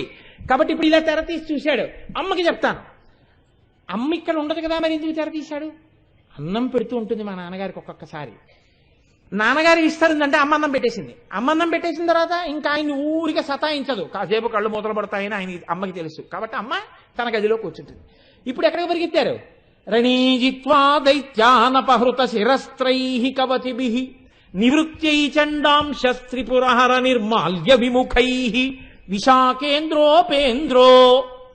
ఇక్కడ వరకు చెప్పాను మీకు శ్లోకం. నేను 3వ పాదం దగ్గర తీసుకుని 1వ పాదం నుంచి వచ్చాను. మళ్ళీ ఎక్కడికి వెళ్ళారట, పరిగెత్తుకుంటూ వెళ్ళిపోయారు అమ్మ దగ్గరికి. అమ్మ ఏం చేస్తోంది, అన్నం తిందా చెప్పలేదు శంకరాచార్యులు వారు. ఏం చేస్తోందన్నారు, శశి విసిద కర్పూర శకలాహ అన్నారు. తాంబూలం వేసుకుని తాంబూలం నవ్వులుతోంది. అంటే తినేసిందా తినలేదా, తినేసింది. అమ్మ ఎలా తిందని మీరు అడగవలసిన అవసరం ఏమిటి, శివుడు తినేశాడని చెప్పాంగా. ఇప్పుడు ఆవిడ తినేసినట్టే లెక్క. అంటే మహాపతివ్రత. ఇప్పుడు ఆవిడ తినకపోవడం అన్నది ఉండదు. శంకరుడు తిన్న తర్వాత మిగిలినటువంటిది శివ నిర్మాల్యం, భర్తృశేషం. కాబట్టి ఆవిడ తినేస్తుంది. కాబట్టి ఆవిడ భోజనం అయిపోయింది. ఆవిడ గొప్ప సుమంగళి. నిత్యాయ త్రిగుణాత్మనే పురజితే కాత్యాయని శ్రేయసే సత్యాయాజ్య కుటుంబినే మునిమన ప్రత్యక్ష చిన్మూర్తయే అంటారు శంకరాచార్యులు వారి శివానందలహరిలో. ఆద్య కుటుంబినే, అమ్మలగన్నయమ్మ ముగురమ్మల మూలపుటమ్మ, చాలా పెద్దమ్మ, అటువంటి తల్లి. కాబట్టి ఇప్పుడు ఆవిడ అన్నం తినేసి తాంబూలం వేసి కూర్చుంది. ముగ్గురు ఎవరు, ఎంత యుద్ధం గెలిచినా పిల్లలు. వాళ్ళు ఇంత పరిగెత్తుకుంటూ వచ్చేటప్పటికిట అమ్మ తాంబూలం వేసుకుంటే వీళ్ళు అసలు చెప్పడం మర్చిపోయేట. పరిగెత్తుకుంటూ వచ్చేసి ఇలా కూర్చుంది కదండి, ఆసనంలో కూర్చుని చక్కగా కాళ్ళు కింద పాదపీఠం మీద పెట్టుకుని తాంబూల చర్వణం చేస్తోంది. ఇటు ఇద్దరు వచ్చారు, ముందు నుంచి సుబ్రహ్మణ్యుడు వచ్చాడు, ఇటు పక్కకి ఉపేంద్రుడు వచ్చాడు, ఇటు ఇంద్రుడు వచ్చారు. వచ్చి ఇంద్రుడేమో ఇటు నుంచి తొడ మీద చేతులేసి ఇలా అమ్మ నోటి వంక చూశాట. సుబ్రహ్మణ్యుడు అమ్మ 2 మోకాళ్ళ మీద చేతులేసి ఇలా అమ్మ నోటి వంక చూస్తున్నట్ట. ఉపేంద్రుడు అట్నుంచి వచ్చి అటు తొడ మీద చేతులేసి ఇలా అమ్మ వంక చూస్తున్నట్ట. అమ్మ నోట్లో తాంబూల చర్వణం చేస్తుంటే అసలే ఎరుపు, నోరు ఎరుపు, నాలుక ఎరుపు. అందులో స్పష్టంగా కనపడుతున్నవి ఏం కనపడుతున్నాయి అమ్మ నోట్లో, శిశి విసిద కర్పూర శకలాహ. చంద్రుడు ఎలా ఉంటాడో అలా ఎర్రటి నాలుక మీద తెల్లటి కర్పూరపు తునకలు కనపడుతున్నాయి. ఇప్పుడు వీళ్ళు ఇలా అమ్మ నోటి వంక చూసి ఇలా చూస్తున్నారట. ఏమన్నా చెప్పారా? అమ్మ తాంబూలం పెట్టమ్మా అన్నారా? ఏమనలేదు. ఇలా చూస్తున్నారు. ఇలా చూస్తే అమ్మ ఇలా చూసి ముగ్గురిని ఇలా చేతులతో పట్టుకుని సంతోషంతో ఏమిట్రా అంది. చెప్పారా శంకరాచార్య వారు? చెప్పారు. అమ్మ గెలిచేసామమ్మా, రాక్షస సైన్యాన్ని గెలిచేసామమ్మా అని ఇలా చూస్తున్నారు. ఇప్పుడు ఆవిడేం చేసింది? గెలిచేసామమ్మా అని చెప్పగానే శిశి విసిద కర్పూరశ కలాహ విలీయంతే మాతస్తవ కబల తవ వదన తాంబూల కబలాహ. గెలిచేసామమ్మా అని చెప్పి ఇలా అమ్మ నోటి వంక చూస్తుంటే తాంబూలం వాసన వంక తాంబూలం వంక మీకు చెప్పక్కర్లేదు. ఇలా ఇలా ఇలా 3 పిడసలు నోట్లలో పెట్టేసి అయిపోయింది శ్లోకం. ఇప్పుడు వాళ్ళు ఏం పొందారు? దానివల్లే సుబ్రహ్మణ్యుడు ఇప్పటికీ నిత్యయవ్వనంలో ఉండి శంకరుడికి ప్రణవానికి అర్థం చెప్పగలిగినటువంటి మహాజ్ఞానైపోయాడు. శ్రీ మహావిష్ణువు దానివల్లే వ్యాపకత్వాన్ని పొంది లోకమంతా నిండిపోయి శ్రీ మహావిష్ణువు అనిపించుకున్నారు. ఇంద్రుడికి రాజ్య భ్రష్టత్వం లేకుండా దేవలోకాధిపతి అయి సింహాసనం మీద కూర్చున్నాడు. ఇంకా ఇంతకన్నా ఎన్నో అనుభవించారు. అవి చెప్పడం మాత్రం నా చేత కాదని జగద్గురువులు ఆ శ్లోకానికి ఫలశ్రుతి చెప్పలేదు. అంటే తాంబూల ప్రసాదానికి గొప్పతనం ఎవరైనా చెప్పగలరా? ఎవ్వరూ చెప్పలేరని గుర్తు. ఆ తాంబూలము తనంత తాను ప్రసాదమై చూస్తే పెట్టేసింది అమ్మవారు. అడిగారని శ్లోకంలో ఉందా? అమ్మ పెట్టిందని శ్లోకంలో ఉందా? చూస్తే పెట్టింది. నువ్వు కూడా కర్పూర వీటికామోద సమాకర్ష దిగంతరా 10 దిక్కుల్లోంచి ఎక్కడైనా సరే అమ్మ నోటిని అలా నువ్వు చూడగలిగితే నీకు కూడా భాగ్యం అబ్బుతుంది. దాని ఫలితం చెప్పడం చేత కాదు. ఇది ఆ నామం యొక్క గొప్పతనం. కాబట్టి చూడండి, ఇంత గొప్ప నోరు తాంబూల చర్వణం చేసే అమ్మవారి నోరంటే దాని దర్శనమే చాలండి. అసలు ఆ నామం వినడం చాలు. అసలు అమ్మవారి నోటి గురించి 4 మాటలు వినడం చాలా. తాంబూలం గురించి రక్షణ రక్షణ రక్షణ, అంత శక్తి అమ్మవారు వెంటనే కాపాడేస్తుంది. అంత గొప్ప నామం. శంకరాచార్యులు వారు అంటారు ఒక శ్లోకంలో, అమ్మా కదాకాలే మాత కదయ కలిత లక్తకరసం పిబేయం విద్యార్థి తవ చరణ నిర్ణీజన జలం ప్రకృత్యా మూకానామపి చ కవిత కారణతయా కథా దత్తే వాణి ముఖ కమలతాంబూల రసతాం అన్నారు. అమ్మా పిబేయం విద్యార్థి, నేను విద్యార్థినమ్మా అన్నారు శంకరాచార్యులు వారు. అయితే ఏమిటంటావు శంకరా, విద్యార్థివైతే? అమ్మా నాకు చాలా తెలుసుకోవాలనుందమ్మా, చాలా నేర్చుకోవాలనుందమ్మా. ఏమిటి నేర్చుకోవడం? విద్యార్థి విద్య తెలుసుకోవాలనుకుంటున్నాను. ఏది? వేదము చేత ప్రతిపాదింపబడిన పరబ్రహ్మతత్వం అనుభవంలోకి రావాలనుకుంటున్నాను. దీనికి జ్ఞానం ఎక్కడి నుంచి వస్తుంది? ఒక్కటే. ఏం చేయాలి? కదాకాలే మాత కథయ కలిత లక్తకరసం. అమ్మా నువ్వు పాదపీఠం మీద ఇలా నీ పాదముల జంట పెట్టి కూర్చుంటే నేను ఒక బంగారు పళ్ళెం పట్టుకుని వచ్చి నా అంత నేనా కాళ్ళు కడగలిగిన వాణ్ణి ఆశతో పళ్ళెం ఒళ్ళో పెట్టుకుని నీ పాదాల దగ్గరికి వచ్చి కూర్చుని ఇలా నీ వంక చూస్తే కడగడానికి ఎవరివ్వాలి అవకాశం? సరే కడుగు అనాలి. అప్పుడు నువ్వు నీ 2 పాదాలు ఇలా పైకెత్తితే నేను ఆ బంగారు పళ్ళెం కింద పెట్టి మందార పూలు వేస్తే నీ 2 పాదాలు ఇలా దాని మీద పెడితే కడుగుతున్నాడు కదా, బట్ట తడిసిపోతుందని నువ్వు చీర కొంచెం ఇలా పైకి ఎత్తి పట్టుకుంటే నీ పాద మంజీరములు నాకు కనపడితే కాళ్ళకి రాసిన పసుపు దాని మీద అలంకారం చేయబడిన లత్తుక నాకు కనపడితే బంగారు చెంబుతో నీళ్లు తీసి నేను ఇలా నీ పాదాల మీద అంతటా ఇలా పోస్తుంటే పాదాల మీద పడిన నీళ్లు కిందకి జారిపోతుంటే తెల్లటి గోళ్ళు వేళ్లకి పెట్టినటువంటి మట్టెలు అమ్మవారి పాదములకున్న మంజీరములు పంజీరములకున్న కింకిణిలు ఆ కాళ్ళు పాదాలు ఇలా ములిగిపోతే అప్పుడు నేను చెంబు పక్కన పెట్టేసి ఆ కలశ పక్కన పెట్టి నీ కాళ్ళు కడగడం కోసమని కదలకుండా పళ్ళెం ఎడంచేత్తో పట్టుకుని ముందు ఇలా కడుగుతుంటే అమ్మవారు ఏమీ కదిలిపోదులేని కొంచెం పాదాలు ఇలా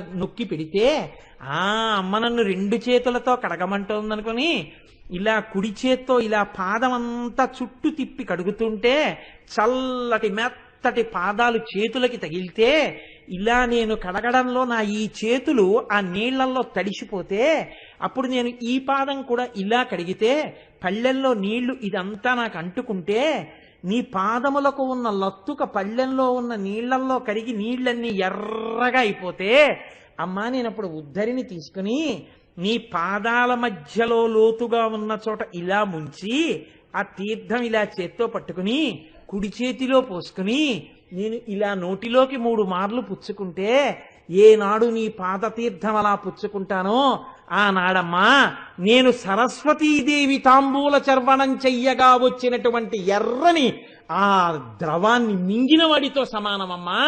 ఆనాడు నా నోటి వెంట నేను అనుభవించిన బ్రహ్మము యొక్క ఆనంద స్ఫూర్తి పైకి వాగ్రూపంలో ప్రవహించకుండా ఉంటుందా? నేను ఈ లోకాన్ని అనుగ్రహించకపోతానా? దానికి హేతువైన నీ పాదములు ఎప్పుడు కడుగుతానో, ఎప్పుడా నీళ్లు తాగుతానో. అమ్మా ఎప్పుడు అనుగ్రహిస్తావమ్మా, ఎప్పుడు కడిగించుకుంటావమ్మా, ఎప్పుడు తాగుతానమ్మా నీళ్లు అని కథాకాలే మాత కదయ కలితాలక్తకరసం పిబేయం విద్యార్థి తవ చరణ నిర్ణేజన జలం ప్రకృత్యా మూకానామపి చ కవితా కారణతయా కథా దత్తే వాణీ ముఖ కమలతాంబూల రసతాం. అమ్మా పుట్టుక చేత మూగివాడు ఒకడు నీ నోటి తాంబూలపు పిడచ అటువంటి ఎర్రటిది తిన్నాడమ్మా. నీ నోటి లాలాజనం తగిలిందమ్మా. 500 శ్లోకాలు చెప్పాడమ్మా. చిరస్థాయిని పొందాడమ్మా. ధన్యుడైపోయాడమ్మా. అమ్మా నేను ఎప్పుడు 3 ఉద్ధరిణులు ఎప్పుడు తాగుతానమ్మా, ఎప్పుడు కడుగుతానమ్మా నీ పాదాలు అంటే ఏమిటి శంకరాచార్యులు వారి ఉద్దేశం? ఆయన తాగలేదా, ఆయన కడగలేదా? ఒరే నీ జన్మకి సుకృతం అంటూ ఏమైనా ఉంటే దీనికోసం ఏడవడం నేర్చుకో. నా జన్మాంతరంలో ఎప్పుడైనా అలా కడుగుతానా, ఎప్పటికైనా అలా నేను ఆ తీర్థం పుచ్చుకుంటానా, ధ్యానంలో ఆ ఎర్రటి నీళ్లు చూస్తానా, తాగుతానా? అది తాగుతున్నప్పుడు సువాసనతో కూడిన నీళ్లు నా కంఠంలోంచి కడుపులోకి దిగుతూ ఉంటే నా జన్మ ధన్యం అవుతుందా? నేను అమ్మ పాదాల దగ్గర అలా కొడుగ్గా నిలబడగలనా అని ఆర్తి చెందు ఉత్తర క్షణంలో అమ్మ నీచేత ఆసేవ చేయించుకుని అమ్మ కర్పూర తాంబూల చర్వణ చేస్తున్నటువంటి నోరు నీకు దర్శనమై తాంబూల ప్రసాదాన్ని తిని ఈ జన్మలో ఇప్పుడే ఇక్కడే కృతార్థుడవైపోతావురా. ఎన్ని ఫలితాలైనా పొందేస్తావు. ప్రత్యేకించి ఇవాల్టి ఈ నామాన్ని ఏ సుమంగళి విన్నా, ఏ స్త్రీ విన్నా ఎన్ని జన్మలకి చెక్కు చెదరని పసుపు కుంకాలతో చేతులతో ఇలా పెట్టుకోవడం అంతటి ఐశ్వర్యవంతురాలై ఆ అమ్మ అనుగ్రహంతో అంత సంతోషంగా ఉంటారు. పురుషులు ధర్మబుద్ధితో చక్కటి కావ్యగానం చేస్తూ అమ్మ పాదముల యందు భక్తితో ఉంటారు. ఇది మాత్రమే అనుగ్రహమని, ఇది దీని యొక్క ఫలితమని నేను చెప్పట్లేదు. ఒక బిందువును ఉటంకించకపోతే దోషభూయిష్టం అవుతుందని అన్నాను తప్ప ఆ తాంబూల చర్వణము వలన కలిగేటటువంటి ఫలితము, ఆ నోటిని చూడడం వల్ల వచ్చే ఫలితము ఇది అని చెప్పడం లోకంలో ఎవరికీ సాధ్యం కాదు. శంకర భగవత్పాదులంతటి వారు చెప్పకుండా వదిలేశారంటే అది ఎంత శక్తివంతమో. అంత గొప్ప శ్లోకాన్ని మనం ఆ నోటిని చూడాలని ఆ ముగ్గురు వచ్చి కూర్చున్నట్టు అమ్మ పెట్టినట్టు ఏదో నాటకంలా చెప్తే అది వింటూ తెలియకుండా గబుక్కుని మనం కూడా చూసేస్తున్నామని అలా చూసేసినా ప్రయోజనం వచ్చేస్తుందని శంకరాచార్యుల వారు ఒక నాటకీయ సన్నివేశాన్ని శ్లోకంలో సృష్టించి అంత అందంగా మనకి ఆవిష్కరించారు. చాలు ఈ ఒక్క నామం ఎంత అదృష్టం. రేపటి రోజున వేరొక నామాన్ని అమ్మ నా చేత పలికించి నా నాలుక యందు నర్తించి నన్ను కృతార్థుడను చేయునుగాక. ఇవాళ పరమోత్కృష్టమైన నామాన్ని మీరు విని ఉన్నారు కనుక తప్పకుండా అమ్మవారి దర్శనం చేసుకుని మీరు వెళ్ళండి. నేను మిమ్మల్ని ఇబ్బంది పెట్టడానికి అన్నడూ చెప్పను. అది మీ భాగ్యహేతు అనుకుంటేనే నేను ఈ మాట చెప్తాను. చక్కగా దర్శనం చేసుకుని బయలుదేరండి.